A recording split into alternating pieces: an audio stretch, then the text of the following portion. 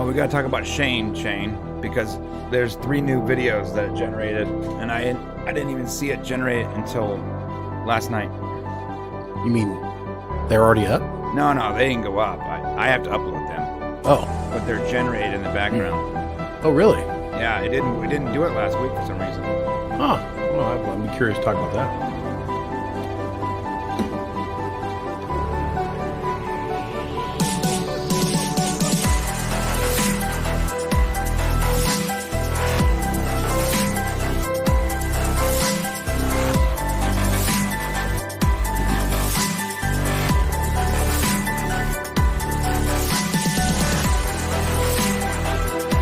Don't say anything bad. The mics are hot.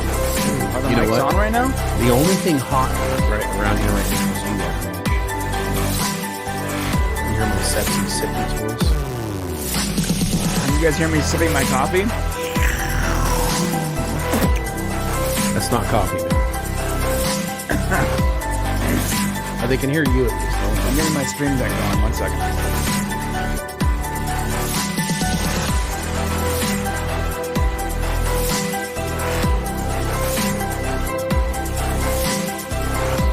Naughty Shane bits, Archmage. We'll talk about it in a few minutes.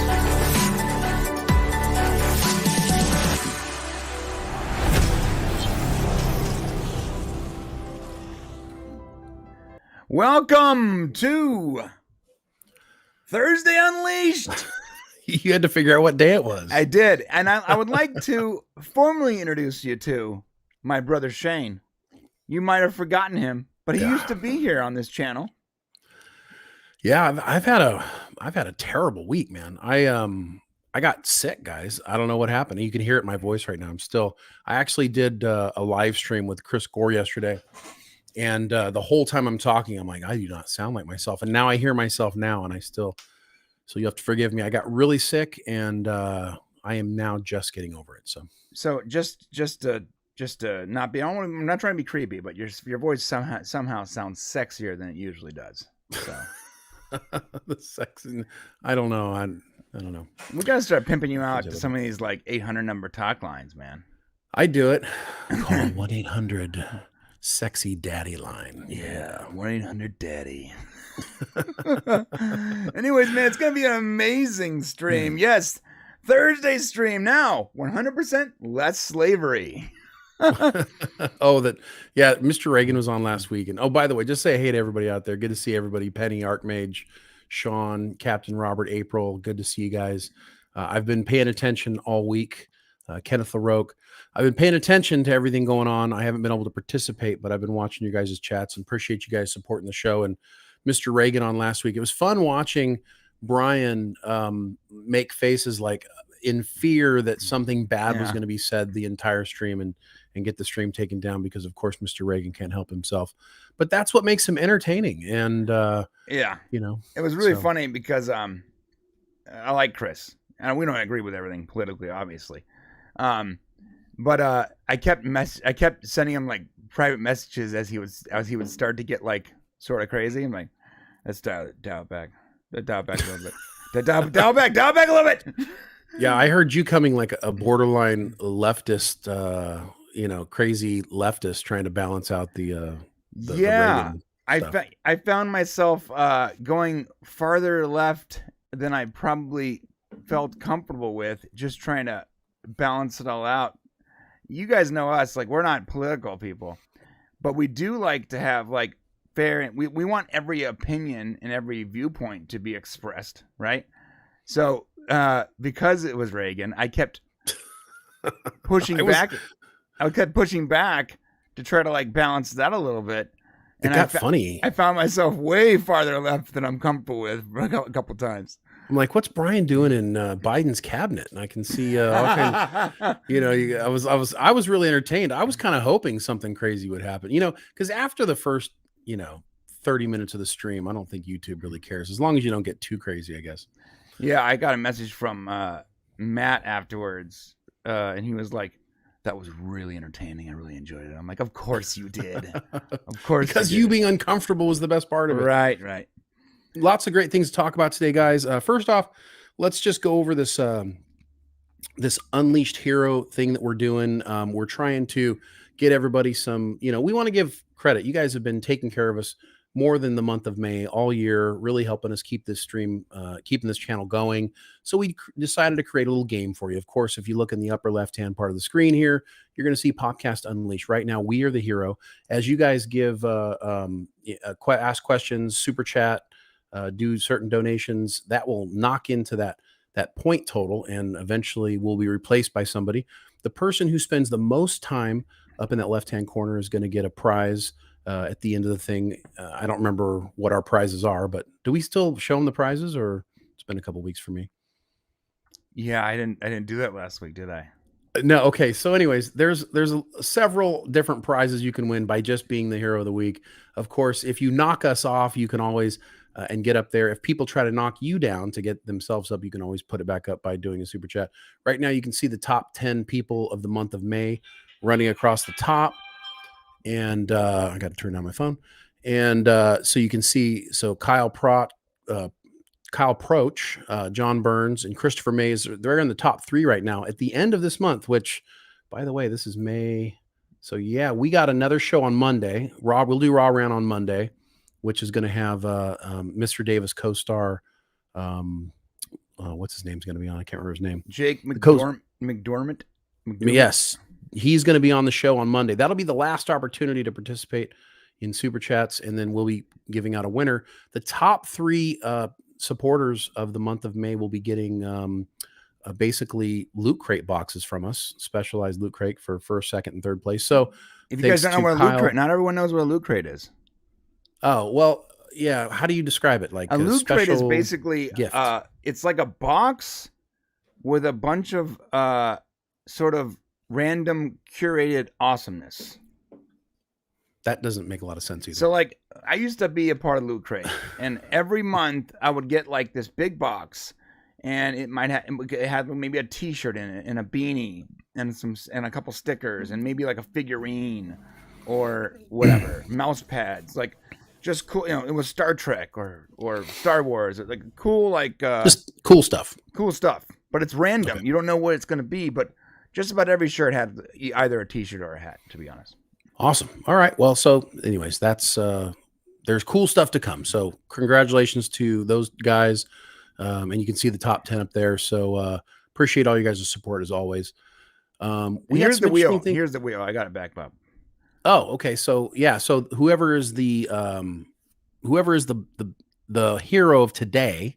So whoever holds that hero spot the longest, we will spin the wheel at the end of this live show, and they will win one of these prizes. Right? I love the wheel. I can't read it, but yeah, I need to get better with the wheel. What does it say? What did they just it says so there's it's really I gotta turn my head. Look at this. It has Shane's hat, Brian's hat. So what did it land on? A Star Trek Legacy mug. It landed on. We've got to get better. We got to landed on a poster, graphics or something like. Anyways, you're gonna win something, and you will be able to read it when it happens. So much appreciated. Speaking of super chats, we got our first super chat from Kenneth the Rogue for $22. Thank you, Kenneth the Rogue, just for the fun of it. And if you notice, and you know what? Thank you, Kenneth. This is a good illustration, my friend. If you noticed, the top left, the Podcast Unleashed, which our shows always start with us being the Unleashed hero. You have knocked off a significant portion of his HP, and when that HP is gone, whoever knocks it off will be the hero. Whoever's the hero the longest gets to spin the wheel at the end. Yeah, well, that's a good illustration. Thank you, Ken, and appreciate the support as always. All right, so we have lots of stuff to talk about, right? Yeah, it is. You told me earlier today because I had forgotten because I've slowly stopped caring about Star Wars, but it's Star Wars Day. Happy Star Wars Day. Yeah. On this day, May 25th, 1977, Star Wars Episode 4 was born. And of course, it was killed and died October 30th, 2012 when Disney bought it. So, happy Star Wars. Actually, it was kind of fun. I was talking earlier about the Chris Gore thing. So Chris Gore invited us, Brian and I, to be on he's doing like a critics court thing over at Film Threat, it's really a lot of fun. And he's basically put Star Wars on trial, and he plays the judge, and he has people come in and play the prosecutor or the defense. And so we were invited, and I agreed. Now, before I agreed, I didn't, and it was only maybe 20 hours advance notice before we were going to do it. Mm-hmm. And so I was like, yeah, sure. What the heck? I'm feeling better. I think I can do it. I want to support Chris. He's been on our show several times. And so then I'm like, okay, cool. Yes, I'll do it. So then it was unbelievable. I got this long email from Chris, with all the requirements, and he's actually holding court. I had to listen, man. You guys should go watch this. We'll try to put a link down below so you guys can go see it. The requirement was I had to wear a suit. Oh, is it I had really? to wear a suit on the live stream. Yeah, because the lawyers had to wear lawyer clothing. Oh, that's super clever. Like a suit and a tie. Yeah. Huh? Oh yeah, dude. I was wearing a jacket. I had a blazer.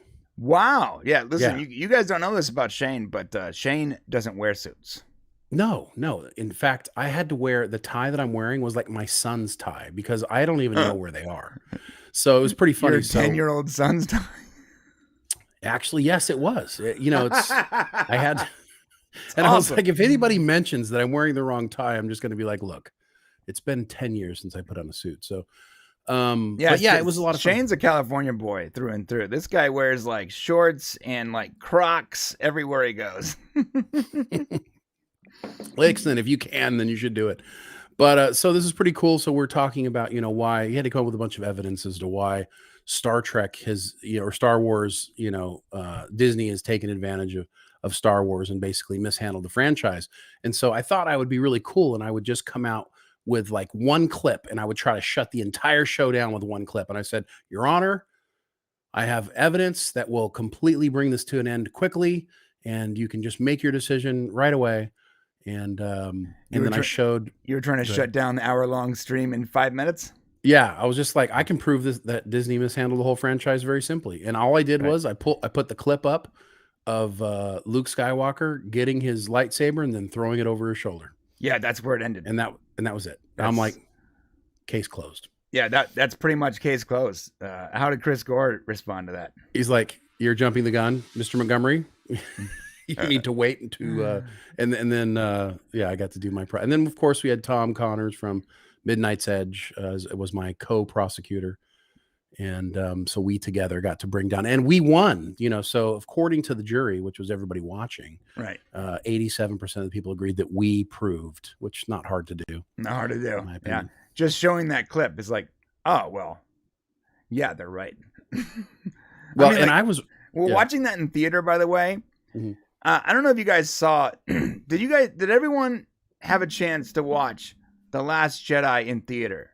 I'm not saying because it's a good movie. I'm saying because when it first came out in theater, that moment there was a collective groan.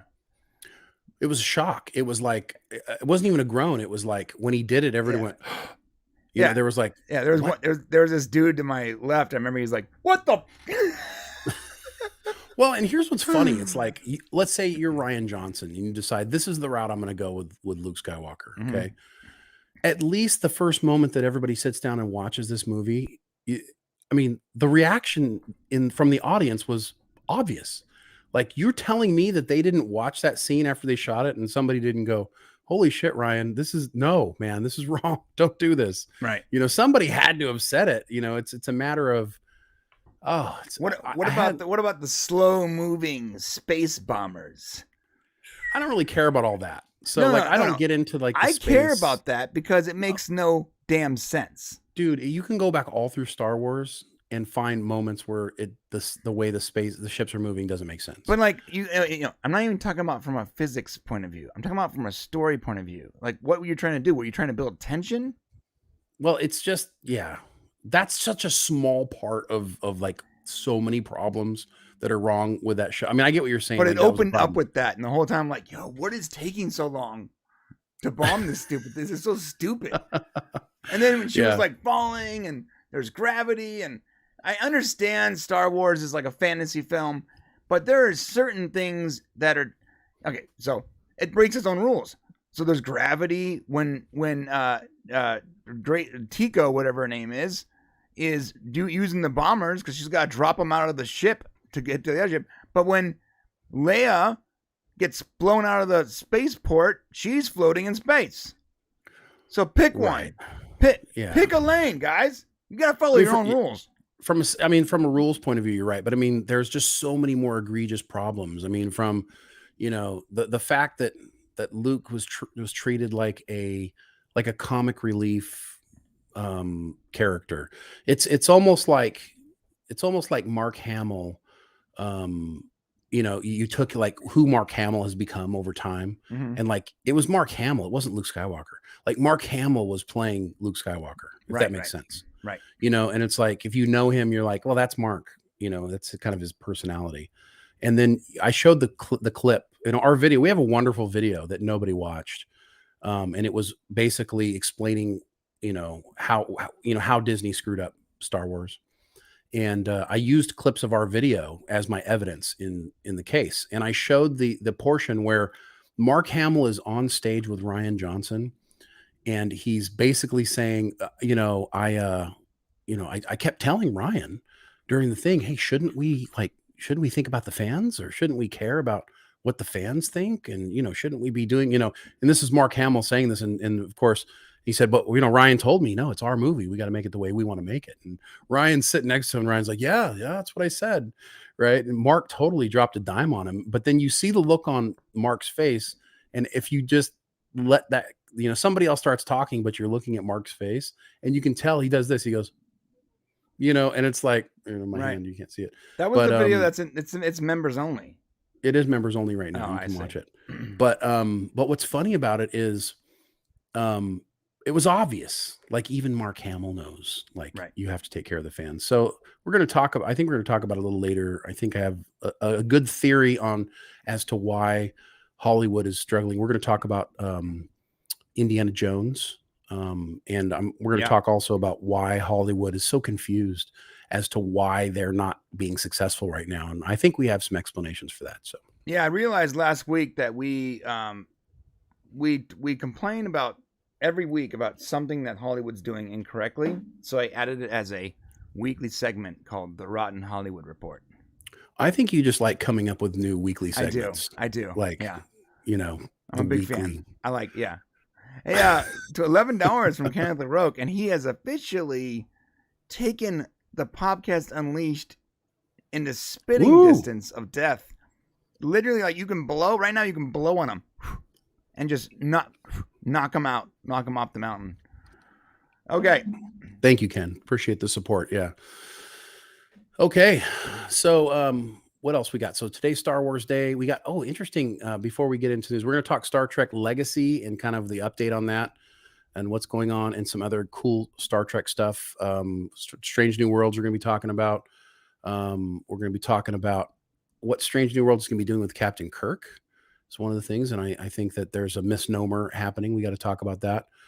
I purposely avoided the Strange New World season 2 trailer so we can watch it live. Okay, so you avoided it. Yeah. We should watch that together. We also got to talk about the fact that, and this may not be important to anybody outside of the United States, or maybe it is, but Ron DeSantis threw his hat in the ring to be president, and he's going up against Trump. So get ready for the sparks to fly. This is going to be an entertaining next several months. That was horrible. Oh my God. It was on Twitter. I know. I attempted to watch it, and it was impossible to watch. It felt like it was like a bunch of really old guys trying to figure out how to use Discord for the first time. Well, the problem is they did it on Elon's Twitter space. Right. So if you guys don't know, what happened is Ron DeSantis, who's the governor of Florida, is much hated by a large portion of the left of this country, but is kind of unknown on the right a little bit, except for what he did in Florida. So he threw his hat in the ring, but he decided that he was going to go and do it on Twitter, kind of like, and you notice there's some weird things going on. You got the guy from Fox, he's doing a show on Twitter. What's his name again? Tucker Carlson, is it? Tucker Carlson's going to be on Twitter. You've got Ron DeSantis announcing his thing. So Twitter's starting to become this space for, what people want to say is like freedom, because that's what Elon is supposedly doing. But there's a lot of left Twitter spaces too. It's not just right. No, but what I'm saying is Elon. So Elon's got this. Right. His ideology is more middle of the road, I would say, for Elon, right? Yeah. And so everybody's like, well, they're trying to jump on the bus. The problem is though Twitter Spaces hasn't been really figured out yet. So Elon's got the most popular Twitter space. And so what they ended up doing to fix the problem is he had so many people join his Twitter space that their servers couldn't handle the load. Right. And so they ended up moving it to somebody else on Twitter's. And that's how they were able to get it to work finally. Right. Because there were less people watching. So yeah, I'm going to have to, well, when we talk about that, I got to find that meme. Trump put out a meme of the Twitter space, and it was chef's kiss, hilarious. And I'll find it at some point. We got a super chat from Rebecca Spade. What is going on with Shane 3? Oh, yeah, the AI. Oh, my God, for a second there. We got to talk about that, too. I almost forgot for a second. I was like, Shane 3, why did she misspell your name? Oh, that's right. Actually... If you don't know about it, you have to explain it again. Yeah, I'll pull it up real quick. So we created an AI, and it's called. I'll show you.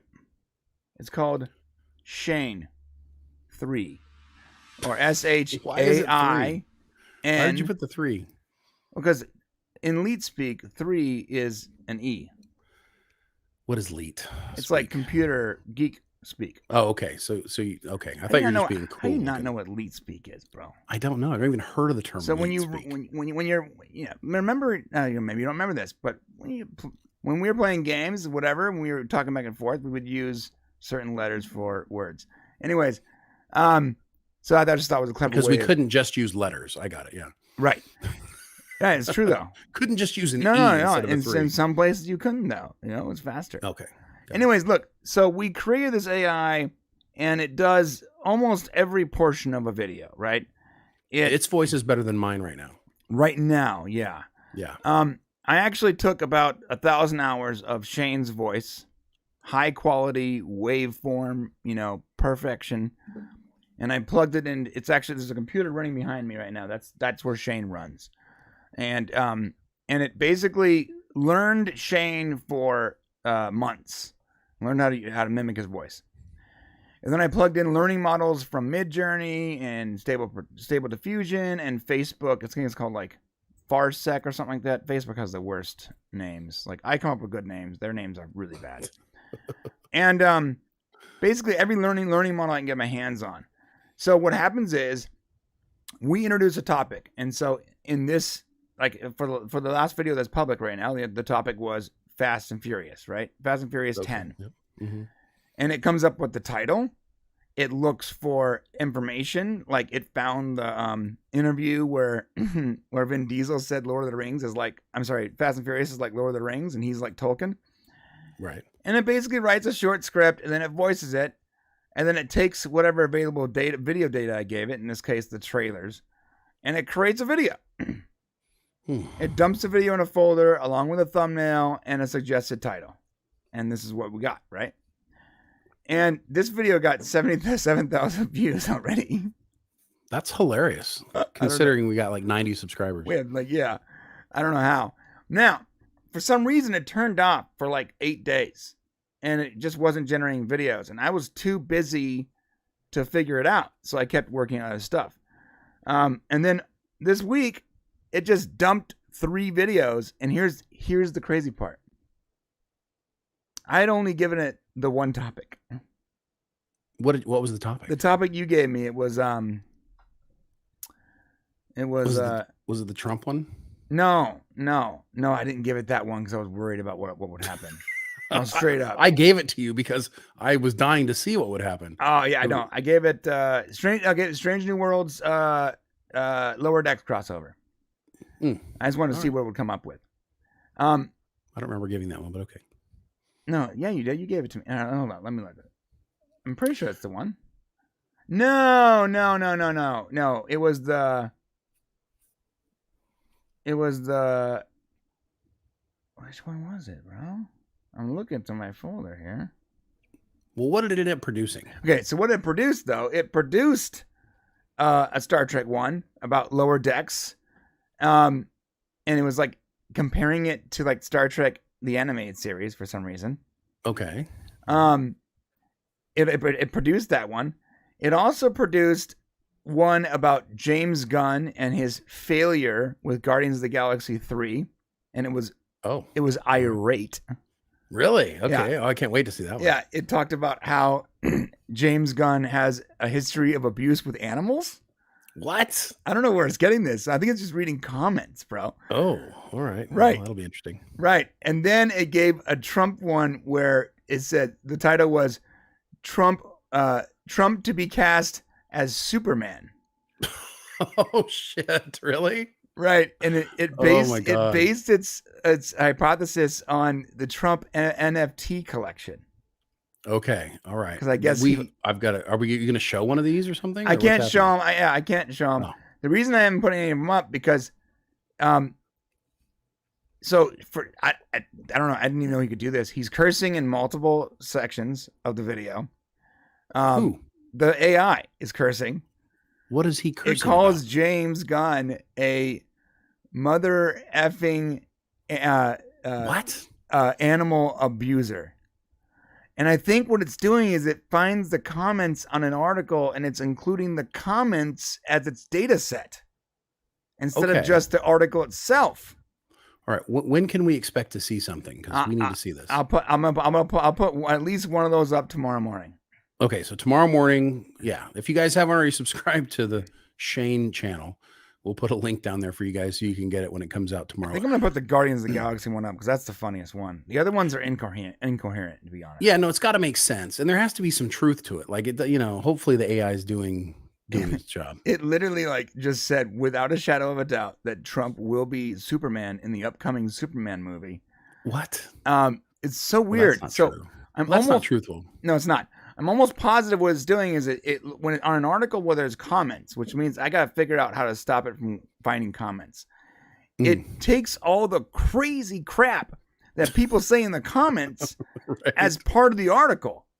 And then it comes up with I see. Yeah, it formulates a new hypothesis based on that. So someone in the article about Guardians was probably mad at James Gunn or making jokes about how he killed off all the animals in that movie or something. And it just went ham, dude. And then I guess the appropriate response to animal cruelty is anger. But maybe we can, just explain in the description that it includes an article and the comments from the article, and it creates its own thing. Right. I guess. I don't know. It sounds fun. First off, Rebecca Spade is now Unleashed Hero. I gotta be honest, dude. Kenneth LaRoque really got you there, Rebecca. Yeah, you owe Rebecca. Thank you for the support, but I think Rebecca saw the opportunity to capitalize on that very small, at the very end, and jumped in there. So good on you, Rebecca. Yeah. But you need to send our boy a gift or something. Foxhound. Good evening, gentlemen. Good evening, Foxhound. Strange New World. Naughty Nurse Chapel. Yes. Yes, I'm looking forward to that. Roll on June 15th as a Brit. DeSantis seems the better pick. Yeah, he might be. He sounds like a reasonable Trump, kind of. Yeah, except for whoever he's listening to, he needs to fire. These career politicians. They hire career, helpers, career consultants, and historically, they are really bad at their jobs. So I looked into it. DeSantis actually hired the people to help him run his campaign are the same people that ran Chris Christie's campaign in 2016. Yikes. Bro, Chris Christie was one of the first couple people knocked out of the race instantaneously. But Chris Christie would have lost that race even if he was against himself, to be fair. Yeah, he would have lost. He would have lost trying to put his pants on. He would have found a way. He was an absolutely atrocious candidate. But no, it's interesting because I think everybody's kind of, if you are on the right, I think you're kind of tired of Trump, being so, sometimes you just wish he'd quit talking and just get to work. Although the memes are so good. I Well, gotta for find entertainment this purposes, meme. yeah. It's so good. It was on. He put it on. What's the social network that he does? It's called. Oh, what is that called? Something Truth Social. Truth Social. Yeah. Okay. But to say specifically that DeSantis is a better option, I mean, like in my mind, which I'm a little bit more of a down to earth kind of person, I need a little more common sense in my candidates, so he is speaking a better language to me than Trump is, for sure. He uses the word woke like every other sentence, which drives me nuts, if I'm being honest. Well, he wants to be the candidate against woke, because woke is. It's funny because woke has become this, it's funny if you hear woke is such a weird word. Like you can tell like it's having some sort of impact on people because it makes the people on the left so angry. Like when the use of the word woke is like making people mad, right? They're like, oh, and they get really upset when other people use that word.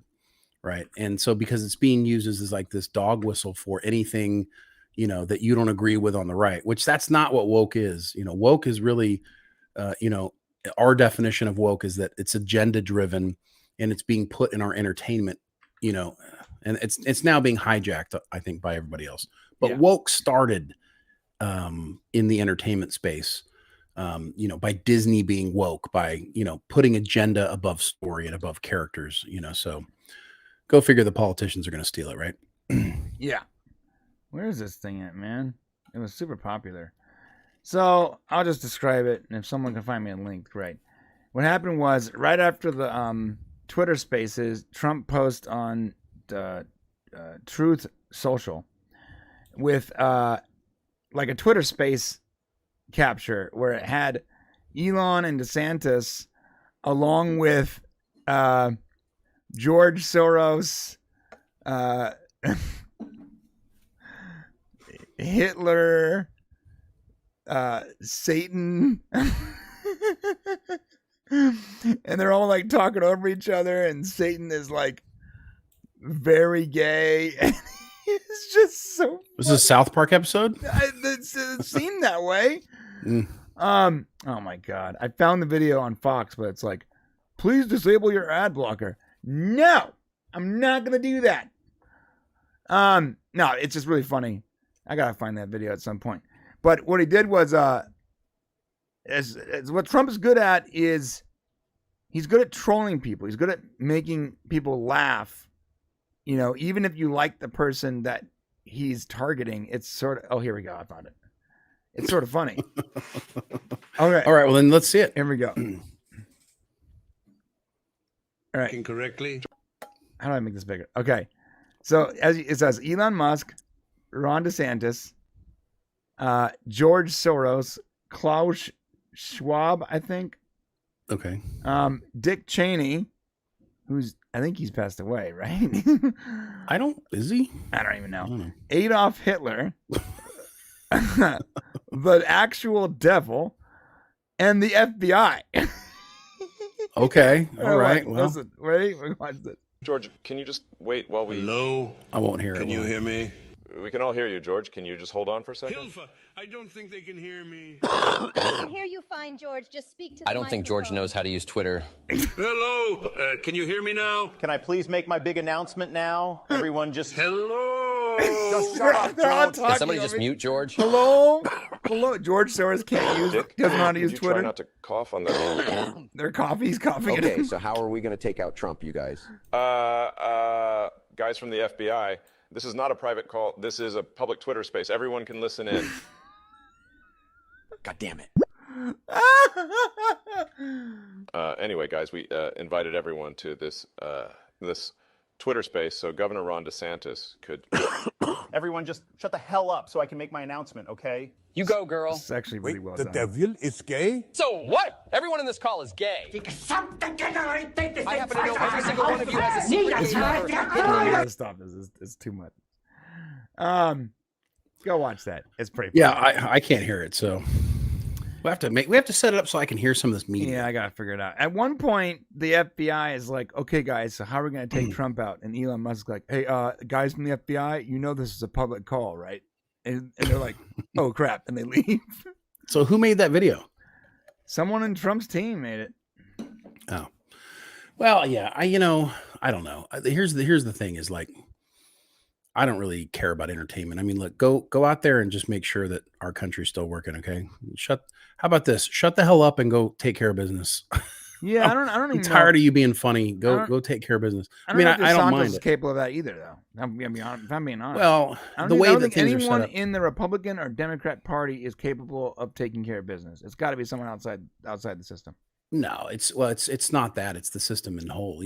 As long as the legislature is allowed, and we're not going to get into deep here, but as long as Congress and the House of Representatives is allowed to, hold up, making laws and adding like 10 or 15 or 20 laws into one law, it's nothing's ever going to move forward. So yeah, I mean, so that's the thing. There's a lot more problems than just the presidency. Like everyone focuses on that because that's like the biggest, biggest branch, or that's the biggest branch you have control over as a country. But really, a good way to deal with a big chunk of the problems, in my opinion, is just to introduce term limits. Hey, I got an idea. Hey guys, listen, I just had a suggestion.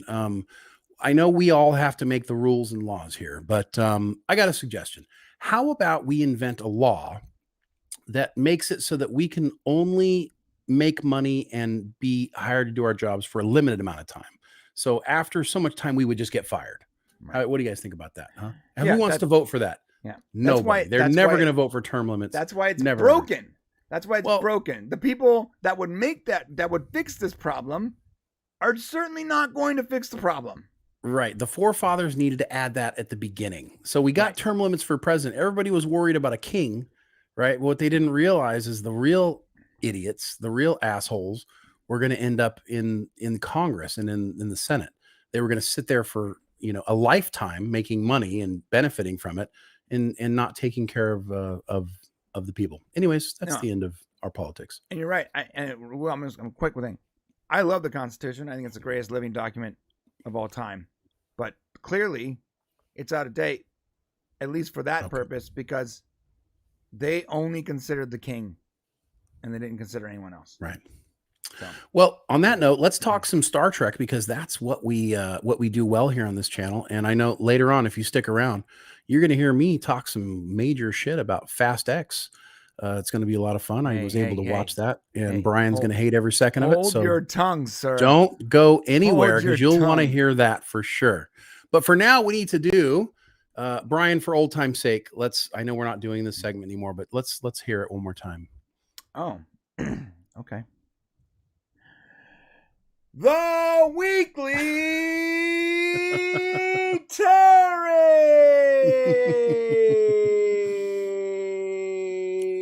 Nice. Which we're now calling the Weekly Star Trek Legacy. No, we're not calling it that. What are you talking about? That's crazy. I thought we were calling it the Weekly Legacy. No. I don't know about that. What did we decide we were calling it? I don't remember. I gotta go back and look. But this Weekly Star Trek Legacy, that doesn't even flow off the tongue right. Sounds like. Okay, well, you do enjoy, like, your favorite part of all this is coming up with the segment. So you figure out how we do Star Trek Legacy you could just call it the Weekly Terry still. Right. The Legacy Report.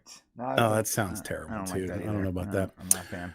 Anyways, if you head over to terrytrek.com right now, you'll notice that we have, I got to tell you, the petition for Make Star Trek Legacy with Terry Matalas, a showrunner, it's really started a life of its own. Yeah. Thanks to some very special people over on Twitter who just helped push the hell out of this and got some visibility, some people. It is now doubled the Star Trek Strange New Worlds petition that got Star Trek Strange New Worlds greenlit. Oui, vey. Over 58,000 signatures now. And I'll be honest with you, I will be shocked if this thing doesn't somehow get to 100,000. It's got legs, and it's starting to get picked up in different places. And with the writer's strike happening right now, what's kind of cool is, like, nothing's going on. Right. Like work has pretty much stopped. If you weren't already a series in production or something that was done, if you require writers, there's nothing happening. And so What that means is that nothing else is moving forward until they get this sorted out. There's not going to be a decision made on legacy. There's not going to be a decision made on, when do they start Starfleet Academy, or when are they going to do Section 31? There is a chance that all of that can change. So as the writer's strike could be the best thing that ever happened for Star Trek Legacy, because they can't work on anything else. And it gives time for this idea of this Star Trek to build up momentum, and to the point where studio executives have to do something about it. And I think we're in a very lucky thing. I hope that the writer's strike continues on, and I hope that we continue getting signatures, we continue getting visibility, and that we get Star Trek in the 25th century. The question is, who is it going to be? Like, we know that they're going to probably take some amalgamation of what they've already done, or what they're already planning to do, and then somehow tie it into this. I do believe they're going to do something with Star Trek Legacy, because they really don't have a choice. This is really where the fan base is going. If you look at it, it's like one of the #1 Paramount Plus shows, as far as ratings. So it's doing super great. And I think what's going to happen is because Kurtzman wants to do a Janeway thing with 7 of 9, I do believe you're going to see 7 of 9 as captain of the Enterprise. I don't know, depending on how long they wait, I don't know if they're going to be able to get Jack. That's going to be a big thing. They really do need to work on, as soon as they can, getting something set out, because to get all the actors back, he's going to be the one that's going to be a little more difficult, I think, to get. And he really does need to come back. We need more Q, but I think you're going to get the Janeway. I think you're going to get Janeway back as well. The thing about Jack, Ed Spaliers, is that he is a working actor. Like, not just like, oh, I'm working on Star Trek, but like he works on a lot of stuff, and he's in demand. He's in demand. He's young, he's in demand, and he's very charming. So, I mean, at some point he's getting picked up, and if he gets picked up on another show instead of a movie, that means he can get into a run where he's busy on that for years.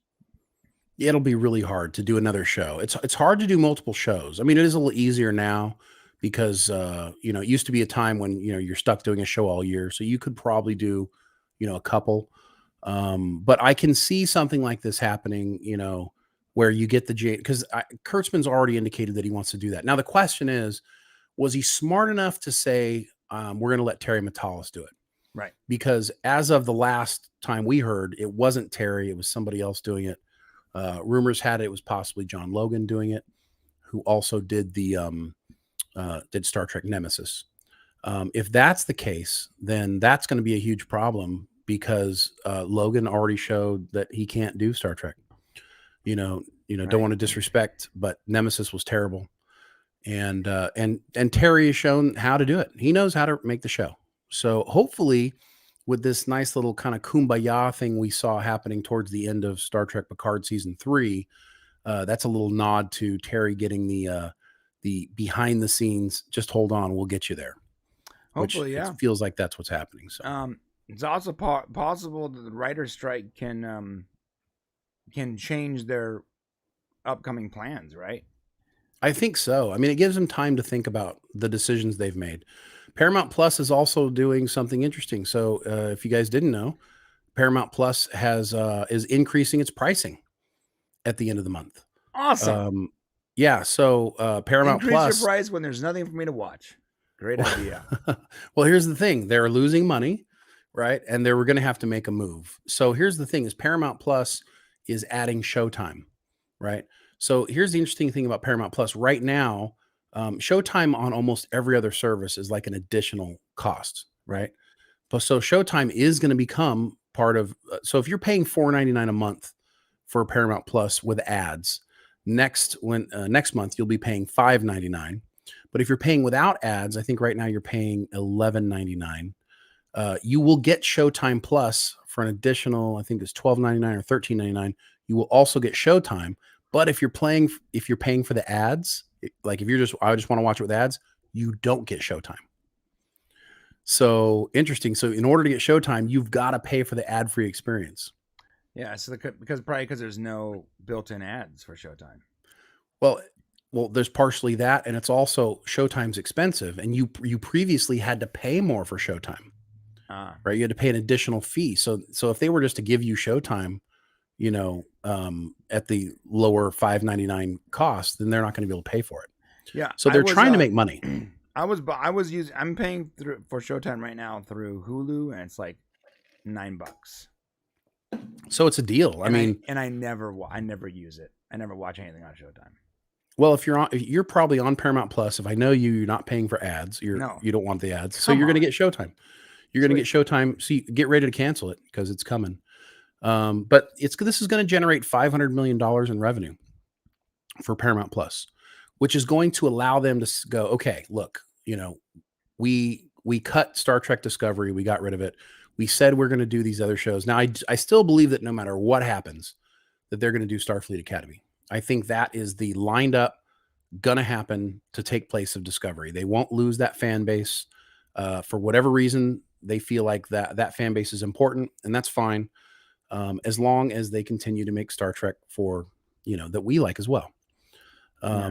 So this gives them an opportunity to reconsider things and to set the stage and to set, for Terry to come in and do a show.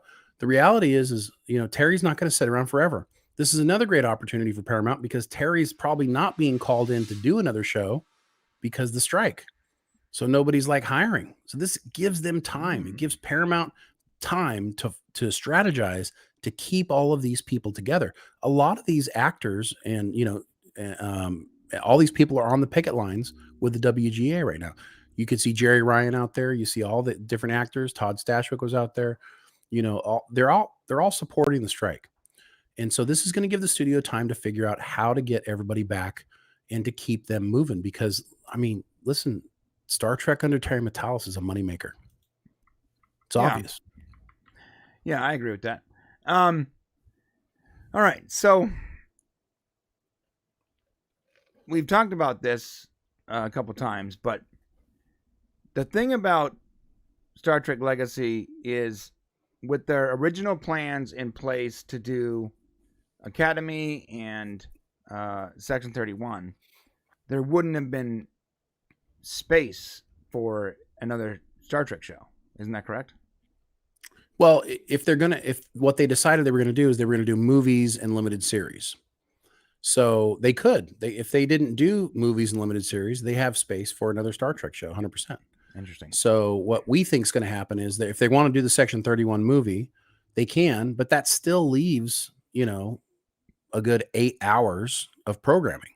So what can you do? You do a couple limited series. They're already planning this limited series with Janeway and Seven. They're definitely, it's in there. They want to do it.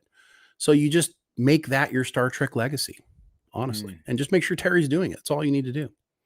Yeah. $2 super chat from Michael Nemo. Thank you, Michael. Nemesis is greater than Star Trek Discovery, Strange New Worlds, and Star Trek Picard seasons 1 and 2. Nemesis is, I got to tell you, if you're looking at my opinion on that, Nemesis is definitely, it is better than STD and. No, it is. It is. Picard. It's even better than Strange New Worlds for me. Interesting. I hate to say it. Just having the legacy cast doing something. Well, Nemesis is not as bad as a movie as Insurrection. We've had this conversation. Insurrection is the worst movie. The only reason that Nemesis killed the franchise is because in Insurrection alley-ooped it. Nemesis is a terrible movie. Yeah, but Insurrection is worse. Insurrection came before Nemesis. I know, but Insurrection set it up for failure. People were I don't so think disappointed with Insurrection that when they got to no. Nemesis, no one showed up to watch it. If people who had showed up to Nemesis said it was fantastic, then other people would have shown up. Other Star Trek fans would have gone. It just was not a good movie. I feel like literally Insurrection walked in and alley-ooped the ball so that Nemesis can slam dunk the death of TNG. I don't know. I wouldn't go that far. Super chat from No Money G. Wait, let me say it right. No Money G. I think everybody's going to demand you say their name that way. I mean, it's if you got a name like that, I can't help it. I watched the new Strange New World trailer that dropped yesterday. It physically made me sick from what I saw. Everyone is out of character, acting like children. Looks amazing. No offense to those who like it. Well, we're going to watch it here pretty soon. So, yeah. Thanks, No Money. Here's the thing. There are elements of Strange New Worlds that is going to be difficult for us to accept. There's definitely this. I'm very concerned about what they're going to do with Kirk. And we're actually going to talk more about that. So not only are we going to watch the trailer, but we're also going to talk about some possibly what they're doing with Kirk and how they're trying to address his lady skills or whatever, the way he is with the ladies. Fascinating. Yeah, but they're gonna make him bisexual. Oh, we'll talk about it. Let's save it. Well, I don't want to talk about that. It's so dumb, But to put a point on Star Trek Legacy, now's a good time. So hopefully they're, doing their due diligence. They have to be in the background. They have to be going, oh, wow, these really bring in great numbers.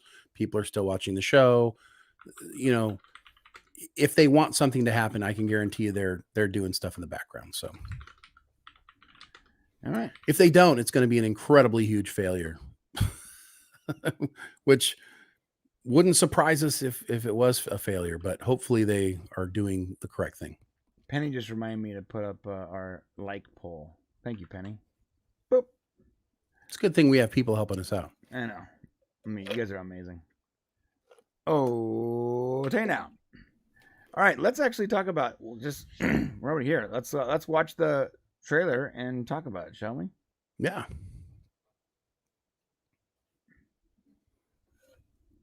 Okay, so this is the Star Trek Strange New Worlds Season 2 official trailer. And if I'm not mistaken, because I haven't watched it yet, we're going to get our first look at the Lower Decks cast, right? We do. Okay. Here we go, folks.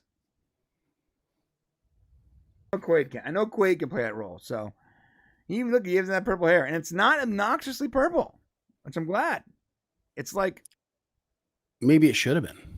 No, it needs to be like a dark purple, not like crazy purple. I like this. This looks like their live action selves. Why not? Yeah. Now the question is how do they get there? Right. So they're going into the past. Right. So they're using a teleporter, which means they're not holograms.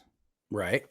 So that means they're physically there. And the question... It's transporter, by the way. Sorry. My bad. Transporter. Too many video games, guys. They're using the transporter. The thing is this. If they're actually physically there, then there is only one option. And in my opinion, it is the worst option. But it's the only option. It's the only option, and I hate it so much. Sir, I mean, there's no we're hitting a temporal anomaly. Oh, no. Ah! Well, that's the only way to do it. I mean, there's really no other way it could be done. If they wanted to do a crossover so bad, I'm not sure I understand why they felt the need to do a crossover. Like, the fan base, dude, the people who are watching Strange New... It's a backdoor test pilot for a live action Lower Decks. I'm not even sure what to say to you right now. No, I'm serious. You think I'm joking? No, I mean, you might be serious, but what's the point? Consider this. You can't accomplish half of what you can do in a cartoon. It would be such a disappointment to do a live action Lower Decks. But you would get a larger audience if you did an Orville style Star Trek. I would be shocked if they went that route. If you did an Orville style Star Trek, you would get a larger audience. And Lower Decks would help set the tone for that. A lot of people that would like the stories that Lower Decks tells don't want to watch it because it's animation. I have adult friends who are Star Trek fans that were like, no, I'm not going to watch a cartoon. They're just not interested. They're not interested at all. So, I mean, imagine this. Imagine it's the Orville, but it's Star Trek Lower Decks. I'm not saying I want that. I'm saying that. I mean, I understand what you're saying. I don't know. Are we ready for that? I mean, I guess we were asking. A lot of people love Lower Decks. I like Lower Decks. I like it. I think it's hilarious. That's great. There's parts of it I don't like. And the I first don't really like season. funny Star Trek. I mean, but that's me. You know, I don't watch Star Trek because it's hilarious. Yeah, I mean, You I like know? Rick and Morty too. That's like I like Rick and Morty. Yeah. Lower Decks scratches my Rick and Morty itch a little bit. So Yeah. So I mean, I think there's an audience for it, which is cool. You know, and if that's what they want to do, but you're there already. You're doing it. I don't think we need live action funny Star Trek. So if they are doing a backdoor pilot, I disagree. they're also wearing black comm badges. Do you notice that? Okay, as opposed to Any other color? what do they wear on Lower Decks? I'm pretty sure they don't wear black comm badges, do they? I mean, No. it's silver with black around it, Yeah, or gray. Yeah, let me pull it up.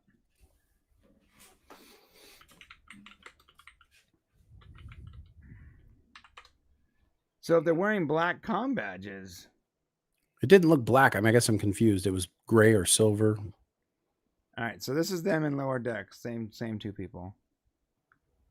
Okay. Silver. Okay. Yeah, silver. And these are not silver; they're black. Yeah, they are. It's not What? black. What are you smoking? That is black. That's silver, bro. There's like a little darkish thing over the kind of over it, but that's not black. Those are like metallic black. Hmm. They're not. If they were silver. black, would you not be able to see the silver? No, metallic black has like a sheen to it. But that's a question. Like, are they wearing? Why are they so dark? These combat. I mean, they look similar to what they were wearing. It's just not as bright. Uniform's the same. So is it just crappy reflective stuff? For me, it looks like really, really dark. It looks like, you know, the metal. You know, here. Look, that's my. This thing is black. So heads up, that's not black. This is what I'm holding in my hand right now is black. But you can see the light is reflecting off it and it makes it grayish. Okay, well maybe that's It's the like case. because it's a metallic black. This is a this is black and this is called anodized black. It's literally black. But technically gray though, right? No, it's when the light hits it, it looks gray. But when I look at it, it's black. Is something black if it looks gray? I'm just curious. That is black. And it's anodized metallic black. But look, when it reflects, it looks like the dark gray. All I know is that that's not like the chrome silver we're used to seeing. Why are we having this conversation, Shane? I don't know. Why did you bring it up in the first place? It's I'm such looking a at these comm badges. They look thing. like anodized black, which would suggest perhaps Section yes. 31. Oh, give me a fucking break! You and your everything Section 31 thing. This has got to stop, Bro. I didn't Look, make up everything's the not I didn't Section make up 31. the black comm badges with Section 31. I didn't That's make not that black. up. Okay, all right, it's fine. What is? Okay, show me the Section 31 comm badge. Yeah, while we're here, let's see it. I'm gonna show you.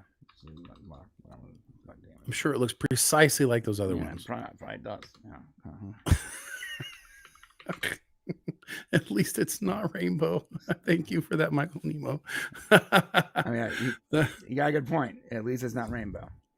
That's okay. Starfleet Academy is still coming, guys. It could still happen.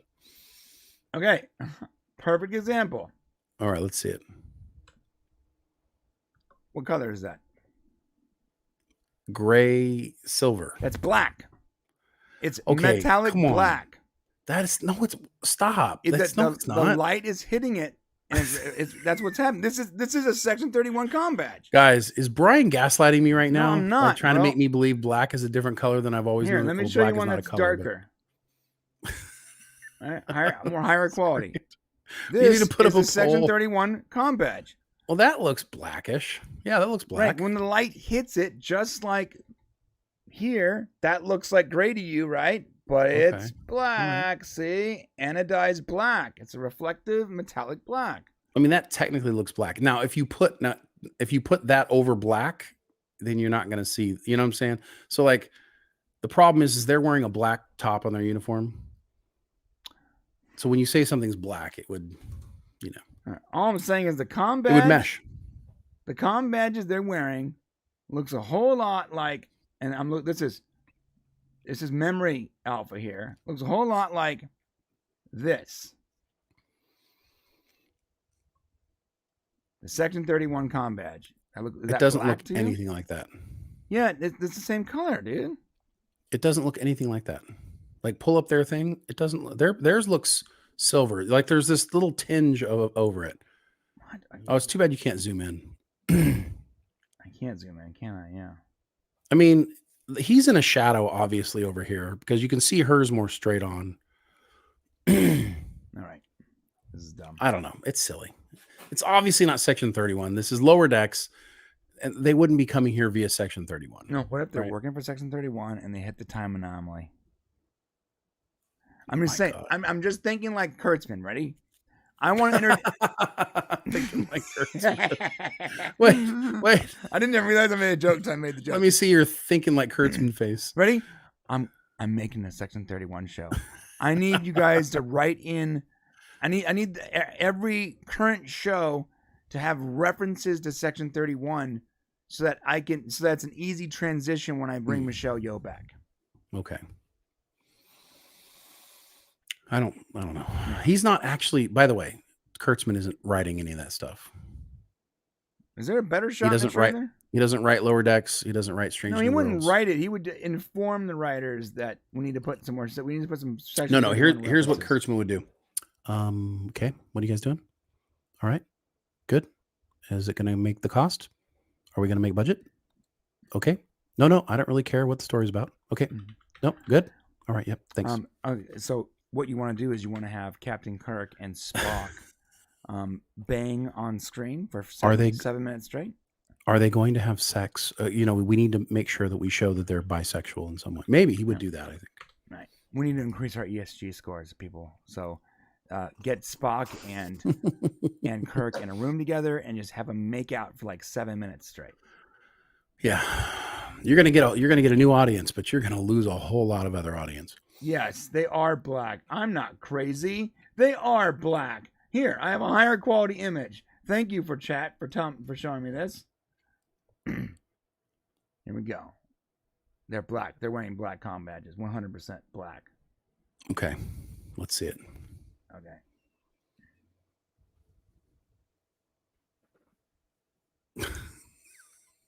It makes me feel like he's changing something. No, I'm this not. This is funny. When No. Brian takes so long to do something, it's like I hear Photoshop. No. in the I'm background. trying to find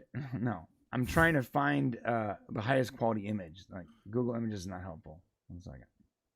Okay. I have 2 shots here. Actually, I have 3 shots. Here we go.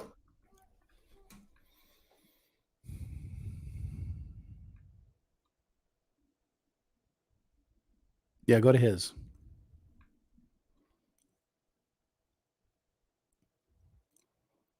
You're losing your case, sir. That's black. What are you talking about? Okay, we're gonna do a poll right now over here. What are I'm you gonna do a poll. talking about? I know. I feel guys like are I'm being crazy. gaslit right now. No, I feel like I am being gaslit. No, I'm that gonna is engage with my black, audience. bro. Start a poll. Okay, I'm ending the likes poll. If you haven't liked yet, good luck. We're starting this poll. Here we go. Okay, here it is. Wait, no, I'm Black doing the poll. or no, I'm writing it or sober. I'm afraid you're gonna write something in there that's gonna convince them otherwise. I'm afraid that you're gonna do that. No, I'm literally just gonna put black as an option and silver as an option.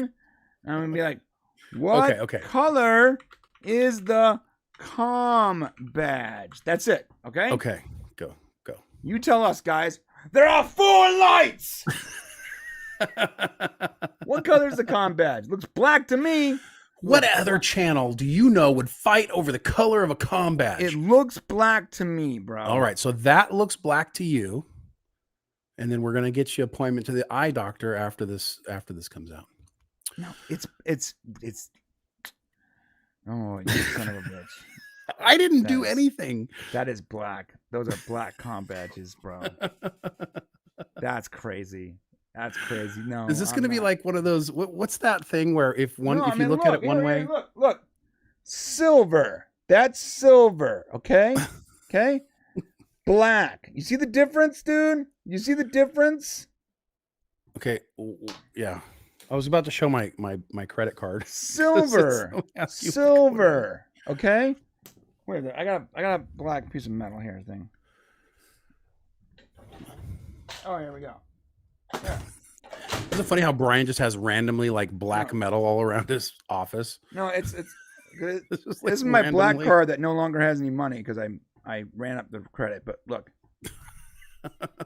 I don't look at the number. Black. Black metal. It Just literally 'cause it says black doesn't it mean says it's black. black. No. Look. It's a black Amex card. It's a black card. What color does it say? It's a black. What color does that look like to you? It looks gray. It's gray, because the bro. light is hitting it, bro. It's anodized. It's a metal. Look. Listen, the color is whatever Look, I. It's a metal. It's a metal black card. Oh my god. The color is whatever pissing me I off. see. The color is right now. You might call it one thing. Oh, here. Perfect.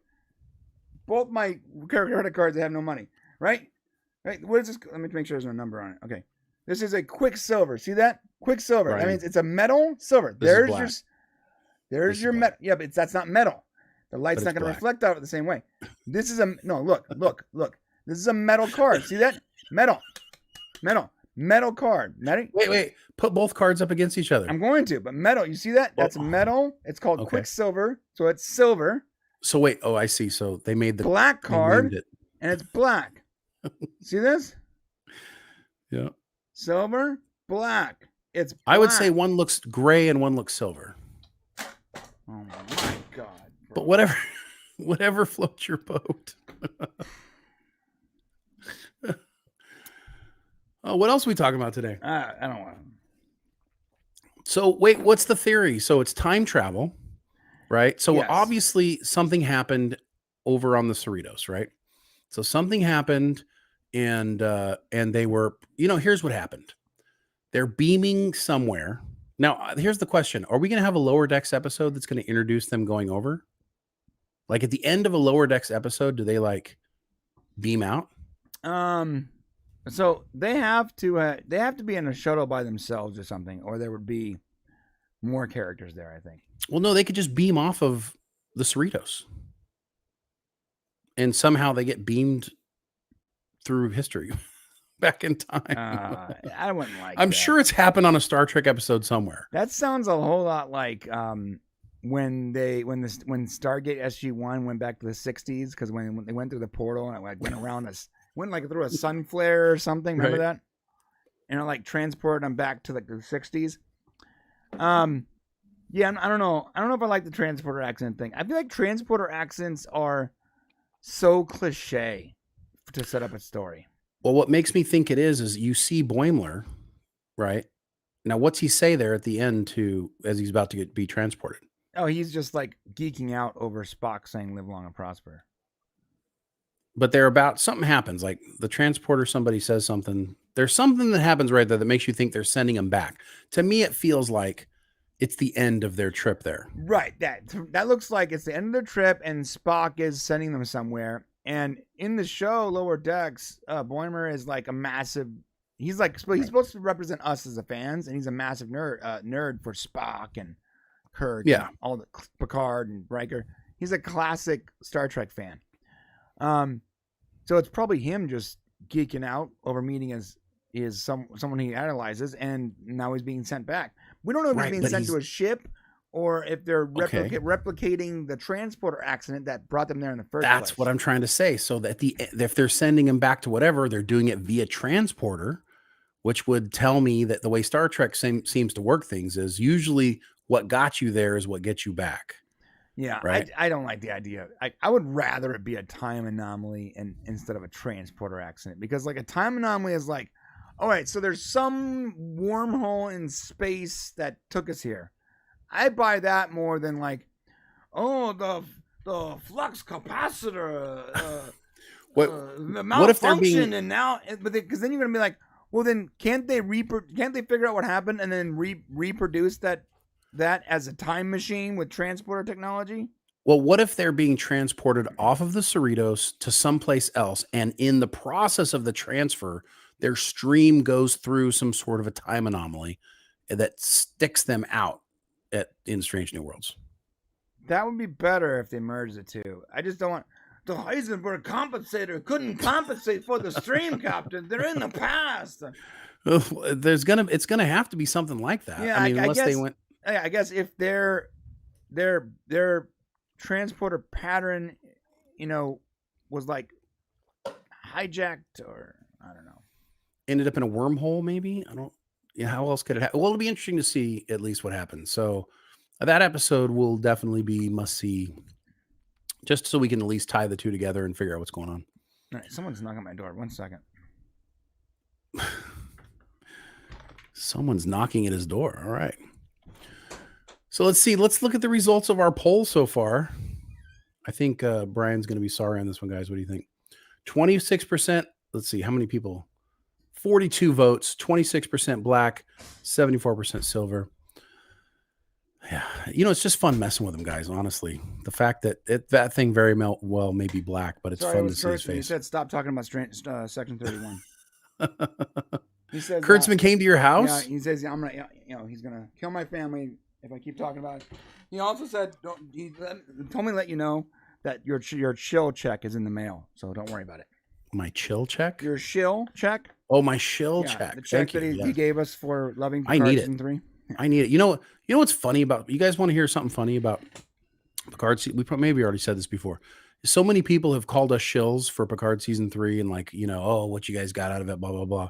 Let me tell you guys something. We lost thousands and thousands of dollars probably off of doing what we did for Strange New World, first Picard season 3, because we could have made so many videos about, on the regular Popcast channel about theories, about all kinds of stuff. We could have done all that stuff that would have had hundreds of thousands of views that would have actually made money. So we got a big goose egg, although we did get to spend some time with Terry and some Todd, and we got some of that great, which is fantastic. We got to share it with you. So, of course that's priceless, but obviously no show money. So yeah. I was trying to explain this to someone at Salty Nerd.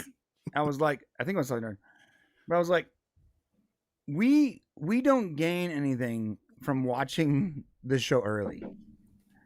Like, we didn't gain anything from watching early. We didn't gain anything from not only watching early, but then also, withholding information to ensure its success and promoting it.